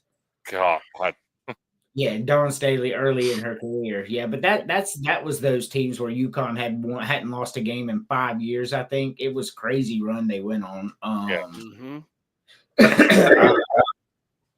James, UCLA and UConn. Oh, UConn. There's no question about it. I mean, they're in their what 16th Final Four appearance in the past 17 tournament appearances. I mean, there's no reason why UConn shouldn't win this. I mean, look, whatever Gino Auriemma is doing at that school, it's working. He has literally put UConn in the echelon of, the same category that Alabama is in when it comes to college football, or, if you want to get professional, the same echelon that the New York Yankees are in. I mean, when you look at the women's NCAA tournament and you see UConn in that bracket, best believe 9 times out of 10 they're winning that. They're winning. So UConn has the best player in college basketball. Chris is 100% right. But to say, well, UConn's going to win, obviously, like you both did, that's crazy talk. UCLA is good as fuck, bro. UCLA busting people's ass all year long. You talk about how UConn came in to beat South Carolina. Well, so did UCLA, and it wasn't close. UCLA is a fantastic team. It's crazy talk to just say UConn's going to run them out of the stadium because they're not. I do think UConn wins this game, though. I will agree with y'all on that. But UCLA, if UCLA wins this game, I will not be shocked even a little bit. Like, I will not even be a little bit shocked. They're that, and whoever that like 6'9", 6'10" girl is on that team, that she's a fucking beast. How do you stop her? Is my point. Like if she gets hot, UCLA wins this game. That's just a fact. I mean, that's like, how do you stop Shaq? You know what I mean? I mean, hey, I'll say because you can't hack them. I mean, hey, I'll say this: USC would easily be in the Final Four, but unfortunately, they suffered the Derrick Rose syndrome, and Juju Watkins, tore her ACL. Mm-hmm. I'll be honest with you. Even with the healthy Juju, I don't think USC beats UConn. Not right now. UConn is the hottest team in women's basketball. That's why I picked them to be the UCLA team that I think could win it all. UConn is that good. Imagine Caitlin Clark and Paige Bucher. Yeah. On the same goddamn team. That's crazy. And the Liberty have Cardoso and Caitlin Clark. Anyway, so I agree with y'all.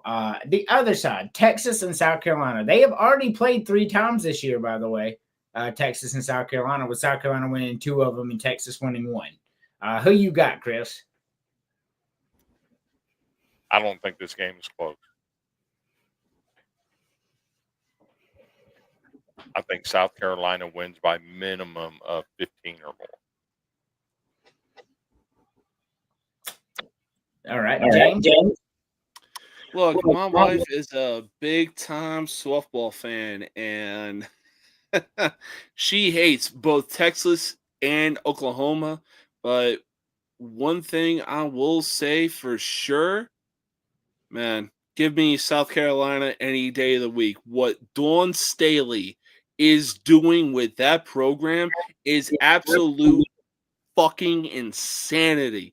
She is literally taking a red program and putting it into the category of blue bloods. Yeah, South Carolina is a blue blood in women's basketball now. Anybody who says otherwise is crazy. Dawn Staley has 3 natties and would have had 4 in COVID year. She had already beat 8 of the top 10 teams by double digits every single. Yeah, we'll get on that more later. Yeah, South Carolina, Texas got a sneaky game in Texas when they played at Texas, but South Carolina blew them out in the SEC championship game, and that was just a few weeks ago.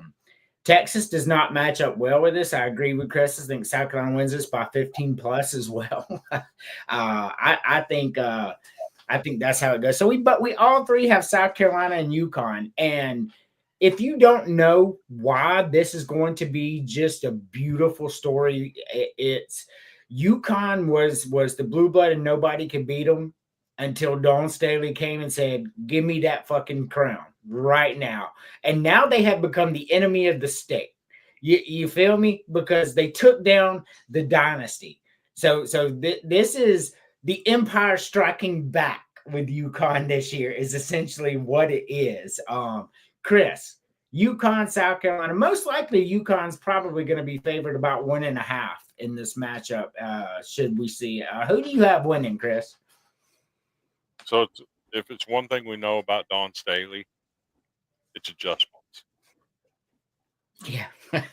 And I can promise you, if we get South Carolina and UConn, adjustments will have been made. And I promise you that UConn is not going to have South Carolina down by 30 at any point in this ball game. And I believe that South Carolina might not even trail in this game. Not saying they're going to win by blowout. I don't think they trail.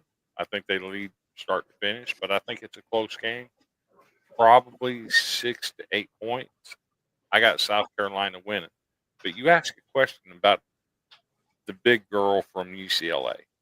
How do you stop her? Guess what? I have 12 players on my team. Every time she touches the ball, she's going to the free throw line. Plain and simple. But I'm going to make her beat me at the free throw line. Isn't she an 87% free throw shooter, though? I mean, you get fouled that many times, it's got to wear on you. Yeah, well, I would not disagree with you. You're going to have to start missing them at some point.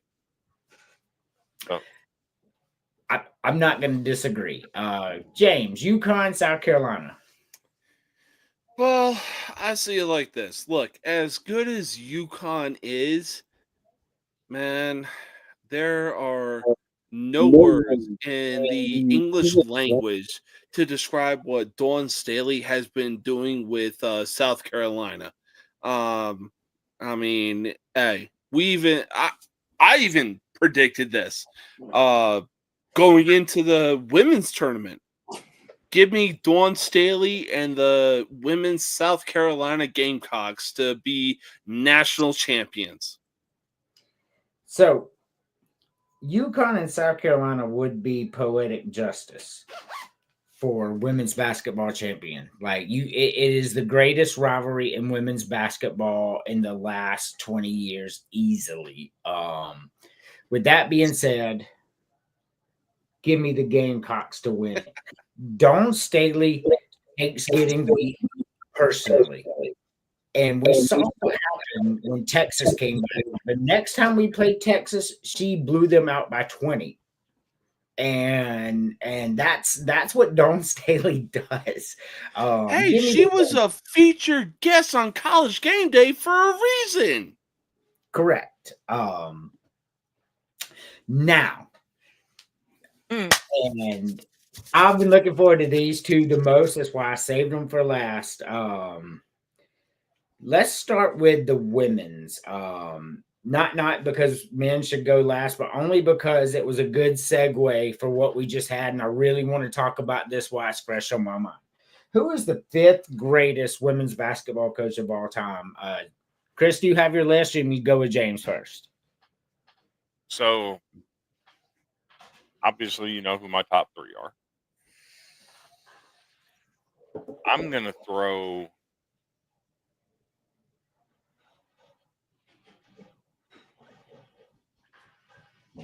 going to throw Andy Landers in at number 5. That's bold. I get it. I do. But out of my top 5, how you gonna put? All right, cool. This is your top 5. I get it. So if you think about what Andy Landers did at Georgia at a time when women's basketball was just coming to the forefront, he kept them in the Sweet 16 year after year after year after year, always challenging Tennessee for bragging rights in the SEC. What he did at Georgia was flat out incredible. They haven't been the same since he left. So I'll put him at number 5. All righty. James, number 5. I mean, man, oh man. When it comes to women's college basketball, the one name that really is going to set this list off at number 5, give me Tara Vanderveer. That's crazy. That's crazy talk right there, bro.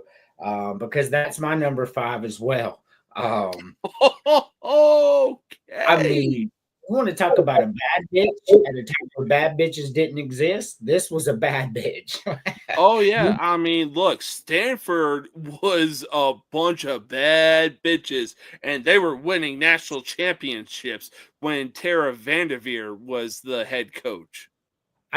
If you called a foul on her team that wasn't justified, boy, she was going after you like Roberto Alomar. I loved her.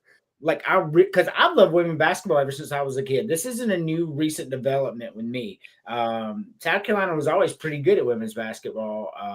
Not Sweet 16 worthy, but always decent enough for me to stick around. We won the NIT one year, stuff like that. But yeah, definitely number 5. Number 4, Chris. Number 4 for me. I got her a step above where you guys have her. I have Tara Vanderveer at number 4. Yeah, no crazy talk with that one. Number 4, James. Number 4, I mean, I'll just say this. Angel Reese wouldn't be where she is in the WNBA had it not been for this women's head coach. Number 4, give me Kim Mulkey. Yeah, fuck her. She ain't in my top 5. Can I do the honors, Andrew? Yes. That's fucking crazy talk, dude. Crazy talk. The only reason she won at Baylor is because she had Brittany Griner, and she's had some of the most talented teams you could put together that money can buy at LSU and can't get the job done. Unfortunately, the same Brittany Griner that really thinks that she could beat a prime Boogie Cousins. Fuck out of here, dude. No, I'm sorry. That is a fucking dude. Like, but bro, he could beat every woman here. Beating a prime Boogie Cousins? Fuck out of here. Yeah, but she was Shaquille O'Neal in women's basketball, bro. She was. Yes. College. She's the only reason Kim Mulkey won at Baylor. The only reason. Yeah, I'm not. Yeah. Number not for me, bro. What about you, Chris? Who is your number 4? Oh, you had Bettinger. Yeah. Number 4 for me is Vivian Stringer. To have a top 5 without her in there is crazy talk. What she was able to do, let's just talk about the barriers she broke to get there. I'm not one to really talk about stuff like that because I do not like politics or anything like that. But in a time where a Black woman breaks into college basketball coaching and just comes in and dominates with all the comments that she got, even though we didn't hear about them because that's just not in her character. And I can tell you firsthand some of the comments that she got when she was at Iowa that they were not pretty. She's top 5 coach of all time, in my opinion. Give me her at number 4, and I stand on principle with that one. She could coach with anybody, period. Number 3, Chris. So Andrew might call this crazy talk, but for me, I have Dawn Staley at number 3. I That's respect crazy. every freaking thing that she's done in history, everything. But there's 2 coaches above her that I can't put her above right now. That's not to say that she won't get there in the future. But I have Dawn Staley at number 3, and when I put my top 2 out there, you'll understand why. That's fine. This is our personal list, and we'll get to Dawn Staley eventually. I promise you. Number 3, James. Yeah, I mean, I'm gonna have to agree with what Chris said. I mean, Dawn Staley, Great. granted the Gamecocks are red, but this woman is really putting the South Carolina Gamecocks women's basketball into the category of blue bloods, and it's not even close. I mean, what she is doing right now with women's college basketball is unheard of. Oh yeah, yeah. No doubt. I'm not commenting on Dawn Staley yet. If y'all know anybody who knows me knows that Dawn Staley is yeah. Anyway, we'll get there. Number 3 for me is Gino Auriemma. What he's done at That's UConn is crazy talk. unmatched. It's not crazy talk. He's been coaching since 1986, though. You talk about somebody who has had 40 years a program together and keep a program together is impressive, like no doubt about it. He's at number 3 for me, and you once you hear my 2 and 1, I mean you could call it crazy talk, but Gino at number 3 for me. Number 2, Chris. Number 2 for me, I have Gino Auriemma. I knew you would. I already know your 2, both of your 1 and 2. 11 national championships, the most ever in women's college basketball. True story. 12 consecutive Final Fours. Yep. He's been head coach at UConn since 1985. Took over a program that was dead in the water and has made him one of the iconic brands in all of women's college basketball. I have him at number 2. I could easily flip-flop 1 and 2, but when I put my number 1 out there, you'll know why I did. So yeah, Gino, yeah, he's been coaching 40 years, and what he's done is not only has he made it a premier brand in women's basketball, he's made UConn's women a premier brand in all of sports. So let's not take away his due on that one. Number 2, James. Man, number 2, I will say this. I was never a fan of women's college basketball, but man, oh man, when you turned on ESPN back in the day in the early and mid 2000s, man, oh man, there wasn't a time where her name wasn't mentioned. Number 2, give me Pat Summitt. Alrighty. Well, we know who James is number 1. Well, I know who James and Chris's number 1 is, both. So for number 2 for me, even though we agree on this, James, Pat Summitt at number 2, who we have at 1 and 3 are completely different. Pat Summitt is the most iconic women's basketball coach of all time. Without Pat Summitt, there is no women's college basketball. Nobody watches it. She put it on the map. Her and what she did and bringing in stars like Candace Parker, I mean, it made women's basketball fun to watch. That's what put eyes on it, because women's basketball was so blasé. And then Pat Summitt comes in and she's like, hey, we can do some fun things with these girls. You know, they're athletes. We can really like stretch the floor. We could go inside. We could do the pick and roll. She did it all. She invented it all, bro. Without Pat Summitt, there is no college basketball. Give me Pat Summitt at number 2. And Chris isn't commenting on that for one reason. Who's number 1, Chris? You said it all. Without this person, there is no women's college basketball.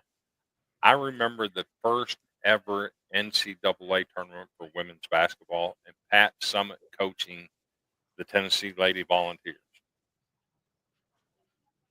8 national championships. 1,098 wins, and was forced into retirement because she had Alzheimer's. The game was cheated when she suffered from that horrible disease. Agreed. Her impact on college basketball, women's college basketball, still felt today when every single team in the country has a "we back Pat" game. No other coaches ever had that.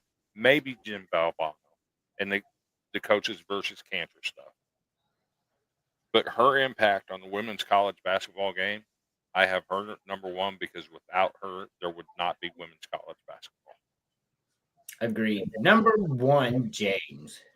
Number one, I mean, I'm probably gonna get some crazy talk out of this, but at the same time, I mean, this dude really put UConn women's basketball into the echelon of Alabama football. Number one, give me Gino Auriemma. I mean, this dude, look, all fucking respect to Pat Summitt, but what Gino Auriemma has been doing as a women's college head coach is insanity. Agreed. I'm not giving you crazy talk for picking Gino 11 national titles. I'm not giving Chris crazy talk for picking Pat Summitt because she's number 2 for me. So hey, Pat Summitt was a bad bitch. She was. So number 1 for me is Dawn Staley. And as you know, she is my favorite sports figure out there today. I like Dawn Staley more than I like Shane Beamer. I like Dawn Staley more than I like Lenore Sellers. I like Dawn Staley more than I like anybody on the Atlanta Braves. So I need y'all to understand, but James just hates the women. But what Dawn Staley has done is something we've never seen before. She took over a bad program, and she's won 3 national championships in only 17 years. 16 years, actually. This is year 17. So she's won 3 national championships in 16 years, which is the best national championship to years play percentage of all time. She would have won 4. She already beat 8 of the top 10 players by double digits that year. There was no one going to beat South Carolina that year, nor did they the next year either. South Carolina should have 4, which means 1 out of every 4 years that Dawn Staley coaches, she wins a natty. She goes to the Final Four every single year in her young 16-year career. Every single year, they're in the Final Four, if not winning natties. This is the best percentage national championship-wise we've ever seen in any sport. I don't know if y'all know that. Like, in any sport, she has the best national championship to coaching year rating ever. So I have reasons why I'm putting her there besides she's, my favorite sports figure, probably my favorite celebrity out of all by far. But you win 4 national championships and you've only been coaching 16 years, bro. That's something not even Nicky Saban could do. You know what I mean? He had to coach a long time, like Gino had to coach a long time, and they build their names and program, you know what I'm saying? But we've never seen nothing like what she's doing at South Carolina. I want y'all to remember what I just said. As much as a Gamecock fan as I am, I can admit this. Winning national championships at South Carolina is fucking hard. I mean, like, I don't know what else to say. As much as I love them, I'm also a realist. It's really fucking hard. That's why when South Carolina won the baseball national championship, everybody was ready to give Ray Taylor a top 5 all-time college baseball coach because that's how fucking hard it is. Wait, hold up. Didn't South Carolina have one player go into the WNBA? What was her name? I want to say Kennedy Carter.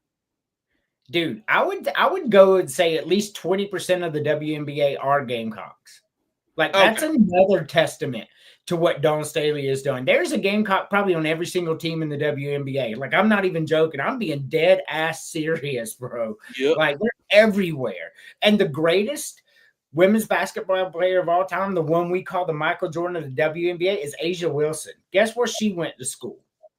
The University of Carolina. So that's why I have Dawn Staley. She did not. Yes, she did. That's fucking insane. Yeah.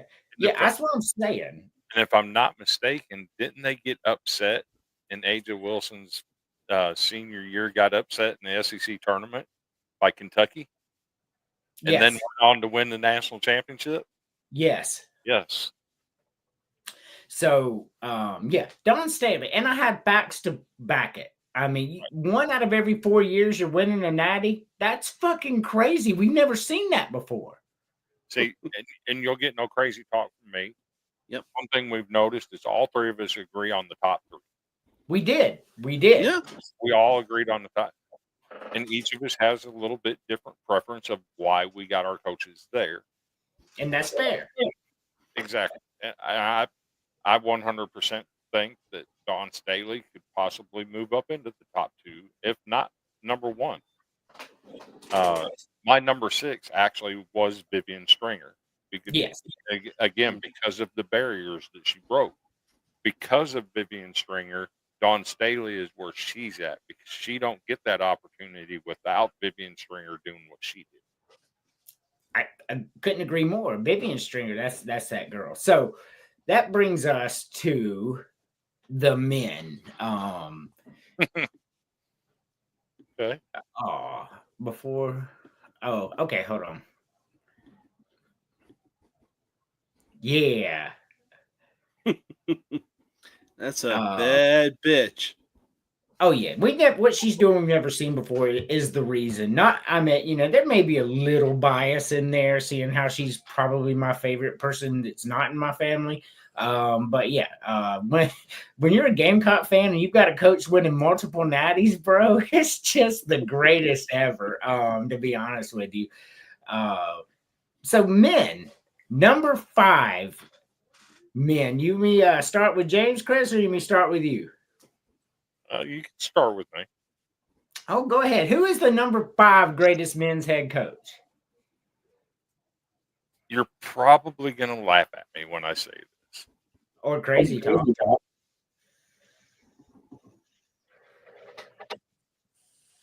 This guy coached 9 years at the University of Iowa. Walked away from a team that was in the NCAA tournament with a 21-10 record and went out west. Started coaching the team in the Pac-10. This team in the Pac-10, he spent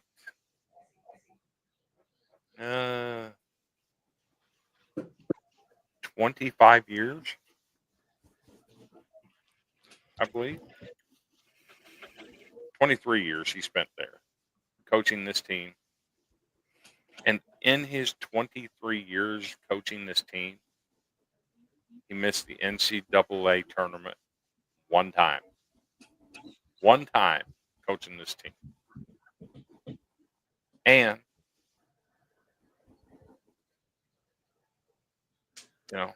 you never heard of scandals with this guy. Straight up, clean cut, played it by the rules.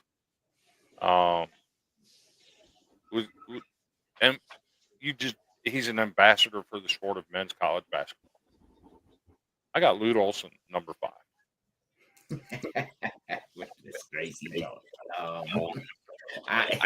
I like Lute Olson, bro, but a top 5 college basketball coach of all time, he is not. But this is your list. Like, I can't call crazy talk on your preference, but for me, Lute Olson, no.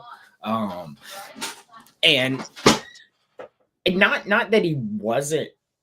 He reminds me of a Tim Duncan. Like, all he did was win, but like, you don't remember him in the names with the greats because he was just quiet, and you know what I mean? Like, Tim Duncan is quite possibly a top 3 NBA player of all time, and we never even put him close to there. That's crazy. But I get it. I do. James, who's your number 5? Well, number 5, I mean, I'll say this. I really don't think this man is at number 5, but I will say this. Honorable mention is gotta go to one man, and on top of that, it is a battle of the East Coast. Honorable mention, I'm giving it to Rick Pitino, but number 5, I gotta go with John Calipari. Like I get it, but like I don't have either of those in my top 5. I'll just go ahead and tell you that so I can say this. Rick Pitino is my number 6. And John Calipari, as much as success as he's had, and I think he's a fantastic coach, is not the coach that Rick Pitino is, in my opinion. Rick Pitino will go anywhere and start winning. Like, this motherfucker was at Kentucky and just stepped down to St. John's, and now they're a 2 seed. That's crazy talk, man. That's I mean, look, John Calipari went from Kentucky to Arkansas and got them to the Elite fucking 8. Hey, look, Arkansas has Tyson Chicken money and Walmart money, bro. Tell me what St. John's has. That's true. That's true. That is very true. It is. The transfer portal era, the fact that he won at St. John's is so impressive. Like, it really is, man. Because you know they don't got no damn nil money in St. John's. But yeah, I'm not gonna call crazy talk. John Calipari is one of the greatest coaches of all time. Number 5 for me is the guy on the graphic, Bobby Knight. Now, Bobby Knight, he was never going to 100% outcoach the elite coaches of his day. He was almost an elite coach, is what he was, as far as coaching. But he won a lot of raw emotion. You talk about the great motivator. This is the great motivator. This is why he makes the top 5 list, because coaching can only take you so far. You have to be a motivator as well. That matters. So why he wasn't in the coaching aspect of it elite, he was the elitist of the elite motivators. Bobby Knight at number 5 for me. You talk about a guy who would absolutely lose his fucking mind over that's Bobby Knight. I was watching the Indiana-Purdue game when the chair came across the floor. I bet neither one of you can say that. Yes, I can. I was watching it when it came across the floor. I sure was. That was the game of the week, man. They had pumped that game because Purdue was good as fuck. They were both in the top 15, and it was when he threw the chair onto the basketball floor? Yeah. Yes. Yeah, that was the game of the week, Chris. What makes you think that literally certified Bobby Knight as one of the GOATs? Yeah, Bobby Knight, number 5, bro. I mean, like what he did at Indiana was crazy good. I respect it. Number 4, Chris. Number 4 for me. I'm going to get crazy talk on this one. I know it. But I have to I have to put the respect on a man that has been coaching for 30 years and has been to 28 consecutive NCAA tournaments. In those 28 consecutive NCAA tournaments, I think he's been to the Sweet 16 just about every single time. I'd have to double check that. He's been to the Sweet 16 a lot. Yeah, I think he had a run of 15 straight years where he went to the Sweet 16. I got Tom Izzo. Mm-hmm. And like I said, he's never going to get into my top 3, but he's definitely in my top 5. I put him at number 4. What he did overshadows what I saw Lute Olson do. But yeah, I have Tom Izzo in there. All he does is win. He's not in my top 5, but I'll put him over Calipari. I do, right behind Rick Pitino, but above John Calipari. Tom Izzo has a natty. Let's not act like he don't. He got a ring. And he's one of the greatest coaches of all time. I'm not going to call crazy talk for Tom Izzo being in the top 5. Lute Olson, I will call crazy talk. But Tom Izzo, no. Like that, bro, 30 straight years, he's just no recruiting, no recruiting. He's just winning, and it's impressive. Number 4, James. So I will say this. 3-1 is definitely recency. But it wouldn't be a top 5 list if Bob Knight was included. I mean, number 4, I got to go with Bob Knight. I mean, arguably the greatest coach of all time. I mean, come on. The dude was a literal fucking hothead, and just there's no words to describe just how good a coach Bob Knight was. I agree. That's why I had him at number 5. Side note, Texas Tech, I just want to throw some shade at Texas Tech real quick.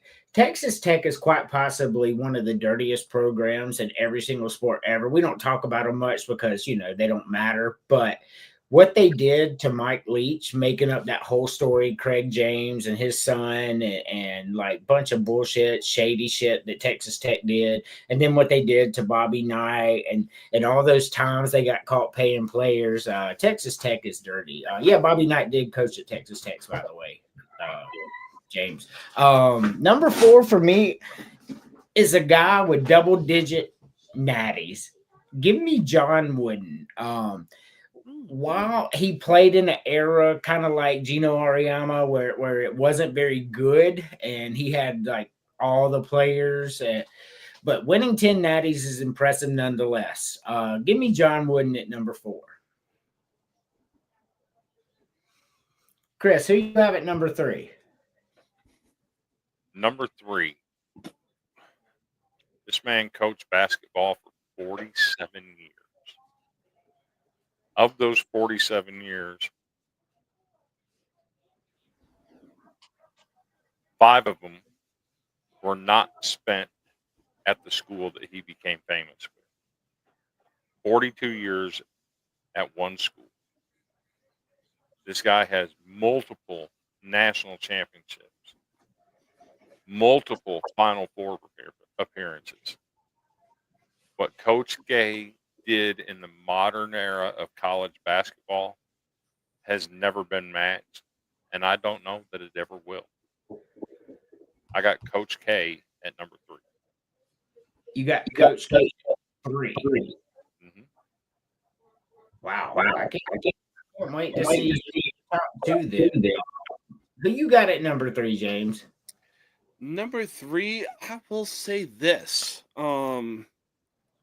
We've seen a lot of college basketball programs come through here and there, but I really don't think that there is a college basketball program like Syracuse if they didn't have a coach by the name of Jim Boeheim.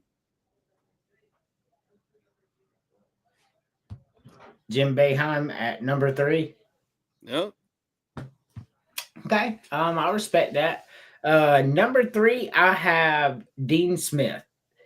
What Dean Smith did at North Carolina, he had Michael Jordan. Now, keep in mind, he had Michael Jordan.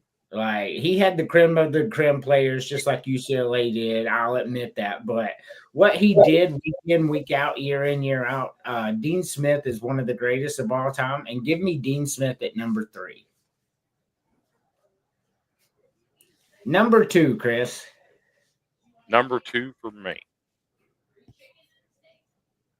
You can't talk about Kentucky basketball without mentioning the 4-time national champion, the 27 SEC titles, the 876 wins in 42 seasons. At number 2, Adolph Rupp. Adolph Rupp was a fantastic coach. He did not break my top 5. I kind of liken him to Bear Bryant at Alabama. He just pumped out, kind of like Nick Saban too, just pumped out here and there. Always had the best players. But yeah, like it's not crazy talk that he's in top 5. No, it is not. What about you, James? All right. So number 2, this coach really personified Duke versus North Carolina, and we all know that Duke versus North Carolina is a rivalry in the same echelon of the Iron Bowl of Auburn versus Alabama. But I mean, this dude actually made Duke versus UConn or Duke versus North Carolina like a top rivalry in college basketball. At number 2, give me Roy Williams. Wow. I don't even have Roy Williams as the top coach in North Carolina or the top coach in Kansas. What? Yeah, I mean, top 10, yeah, probably about 8 or 9 for me. I'm not gonna call crazy talk because I know what Roy Williams did, but like, wow, top 5, he is not, in my opinion. And I'm sure he's in the top 5 of most sports people, but for me, like I said, it's my personal list. Definitely not putting him there. Number 1, Chris, I can't wait to hear this because I have no idea where you're going, to be honest. So number 1, this guy won 10 national championships Oh, yeah. in a 12-year period. He's written books after books after books on the art of coaching. The National Coach of the Year award is named after him for a reason. None other than John Wooden, the greatest men's basketball coach of all time. Coaches today read his books on how to become a great coach. That tells you everything you need to know. I got him at number 4. I just think it was an easy era. He's definitely a top 5 coach of all time. So no coaches in your top 5 at all. The only one I would move out would be Lute Olson, and I'd put Dean Smith. Yeah, Dean Smith, in my opinion, deserves to be a top 5. What about you, Jay? Who's number 1, James? So number 1 for me, it wasn't even close. I mean, this dude. Oh, wait a minute. I got to do my number 2. I didn't do my number 2. Oh yeah, go ahead. Did you do your number 2, James? Yeah, I did. I said Roy Williams. Oh yes, I skipped my number. Number 2 for me. Wow, that's crazy. It just popped in my head. Chris did his number 1. I even did my number 2. Number 2, I got Jim Boeheim. I know Chris is like shocked, but Jim Boeheim, boy, I mean, how many years in a row did he win?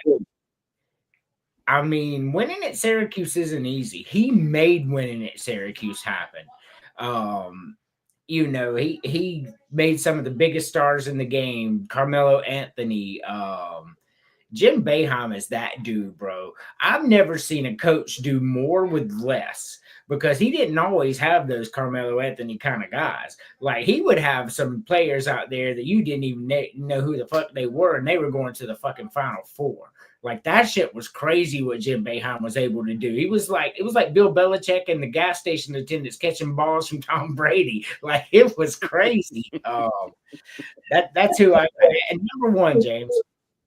So, number 1, I mean, this dude really put this basketball program in the echelon of, Alabama, as far as the football team goes, the New York Yankees, as far as professional sports goes.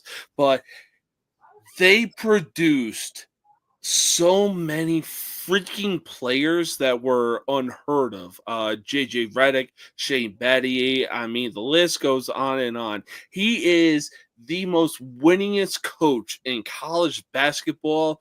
Give me Mike Krzyzewski, a.k.a. Coach K.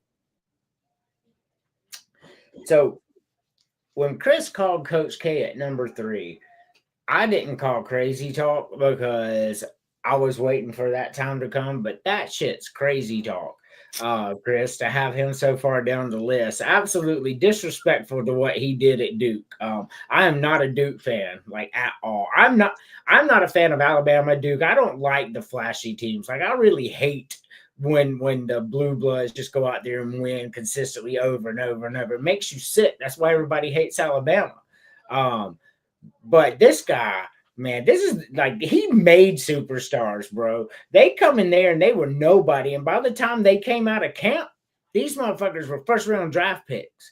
I mean, I've never seen anybody win as much as this motherfucker won ever. I mean, His hey, correct me if I'm rival- wrong. I'm pretty sure that Zion Williamson was still under the name Coach K. that he was what? Zion Williamson was still under the name Coach K. What do you mean? Yeah, he played for Coach K. He Yeah. played for him, yeah. Oh yeah, Yeah. yeah, he still did. Yeah. So I mean, Shane Battier, You bring up a guy like Zion Williamson. He wasn't even Player of the Year in South Carolina his senior year. He Very was. true. That I wasn't mean, the dude is an absolute bum in fucking New Orleans right now. But I mean, man, he, like I said, JJ Redick, Shane Battier. I mean, come on. Christian Laettner. the greatest players Yes. that came from Duke under Coach K. Christian Laettner, Bobby Hurley, those dudes back in the day when they were untouchable. Mm-hmm. I like I said, I just couldn't put Coach K above Rupp and Wood. That's the only reason I have him down there. And he did this with the players having to have a certain GPA and they had to have certain scores on SATs because Duke is one of those programs like Northwestern where you actually have to score high and have good grades to get in. Doesn't matter how good you play. You're not going unless you do that. He was able to recruit with that against it. Nah, Brad, crazy talk to put anybody above Coach K. Hey, look, I got him as my number one, and it's not even close. So, all right. So that wraps up that. But before we go to the final segment, I have two quick videos to show y'all FAFO. The first one, just laugh. But the second one, I want to get your reaction on. What?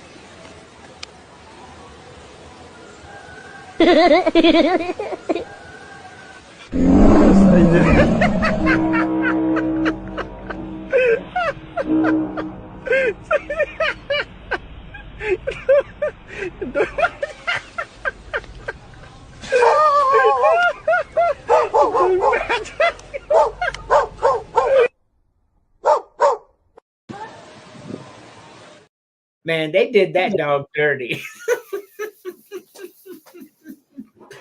I laughed about that.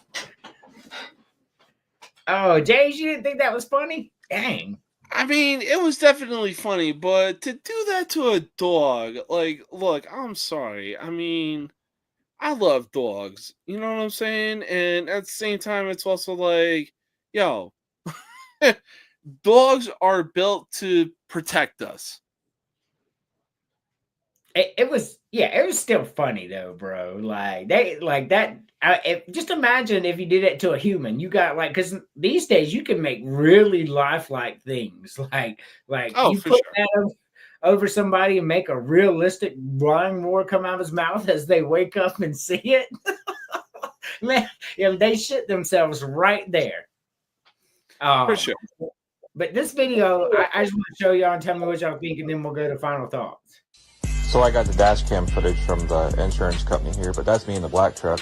And this trucker would not let me over, and he would not let me merge. I have the right of way. And he sent me right under another truck. Look what he did to my pickup truck. Like, freaking ridiculous. And then the cops show up and say it's my fault. Like, it's not my fault, obviously. He had to let me over. It's my right of way. So I got the dash cam. So, Chris, whose fault is it? That was his fault. Period. The end. Learn how to yield, dude. James, whose fault is it? Oh, I'm sorry. Go ahead, Chris. It's as simple as that. Learn how to yield. James, whose fault is it? It was that pickup's fault. There's no doubt about that. Like, bro, I've been in Texas for the last 5 years, and literally it is 0 to 100 out here. But at the same time, it's like, learn to merge sooner rather than fucking later. So, the dude in the pickup truck violated 2 rules. The written rule of the dude already in the lane gets the right of way, not somebody merging in. That's common knowledge, even from kids that have never driven anything. So that's great. 2, the second unwritten rule: you don't try to beat a fucking transfer truck when it's that close. Like that, you just yield at that point, bro. It's a fucking transfer truck. What are you doing? Like, how did you think that was going to end? He was going to slam on brakes this massive 3-ton vehicle and let you in? That's crazy talk. Yeah. I saw that a couple weeks ago on X. I'm like, dude, there's a reason the truck driver won his lawsuit. Oh yeah. Like that was stupid. First of all, I don't like semi trucks. I don't fuck with them. I let them go past me if they want to. I don't try to pull in front of them. Like I don't even play with that. Guess what else? When they pass you, I'm flashing my lights to let them know, hey, you're clear to get back over. Correct. And if you pass one of them and they blink their lights at you to tell you that it's okay to get over, I'm hitting my emergency signal and letting them flash twice to say thank you. So that dude was crazy talk. What we got here? But look what he did to his truck. Yeah, he fucked his truck up. I'm not even gonna play the Final Thoughts music, just because it just depresses me. I really just need to buy the rights to buy and put it on there, because that music just doesn't do it justice anymore. It's not the same without it. Final thoughts, Chris. Final thoughts. If you're in the path of this weather, stay safe. It's nothing to play with. If you want to see some college baseball talk, come check out the Golden Broom podcast with me and Cody. Tuesday nights, 8:30 p.m. Central Time. We talk college baseball coast to coast. We may even discuss some other sports from time to time, but our focus right now is college baseball. Again, Golden Broom podcast. We're on YouTube. We're on Facebook. We're on X. We even have an Instagram. Hey, check us out. We'd love to have your comments and interact with us. James used to be a great commenter on our show, and he should quit watching this. I need to get James back in and watching the Golden Broom. James has been sick though. Thank you, James. He hasn't been watching our show a lot either. He's had some health issues, but looks like he's pulling through, and he saw another birthday. By the way, other James's birthday is today. So tell us how old you are in the comments, James. Happy birthday. But yeah, the Golden Broom Tuesday nights. James, final thoughts. Man, final thoughts. So next weekend I will be doing. I learned from my mistakes last time, but rest assured, hey, we learned from our mistakes. Next weekend, UFC 314. I will be doing a live stream. On top of that, be sure to catch me hosting tomorrow. Be sure to catch me hosting the most uncut, unfiltered, and uncensored sports talk show you will find on social media. And man, oh man, do we got a lot of good topics. Excellent. So as always, Thursday night, you got Billings the podcast. Friday night, No Mercy Sports. Saturday, usually special events. Sunday, you got Football Frame of Mind. Monday, you got Legends of the Square Circle, which will be returning after a 3-week this Monday night at 8. And then Tuesday nights, you have the Golden Broom. Wednesday nights, you have Hawkaholics, and sprinkled in wherever he wants is Talking Iowa Sports with Dean. Special prayers to Dean. He did just have knee replacement surgery yesterday or today. I think it was yesterday. I could be wrong. So all prayers out to him. But that's been fun, guys. I appreciate it, and I'll see you in the chats. And as always, John 3:16.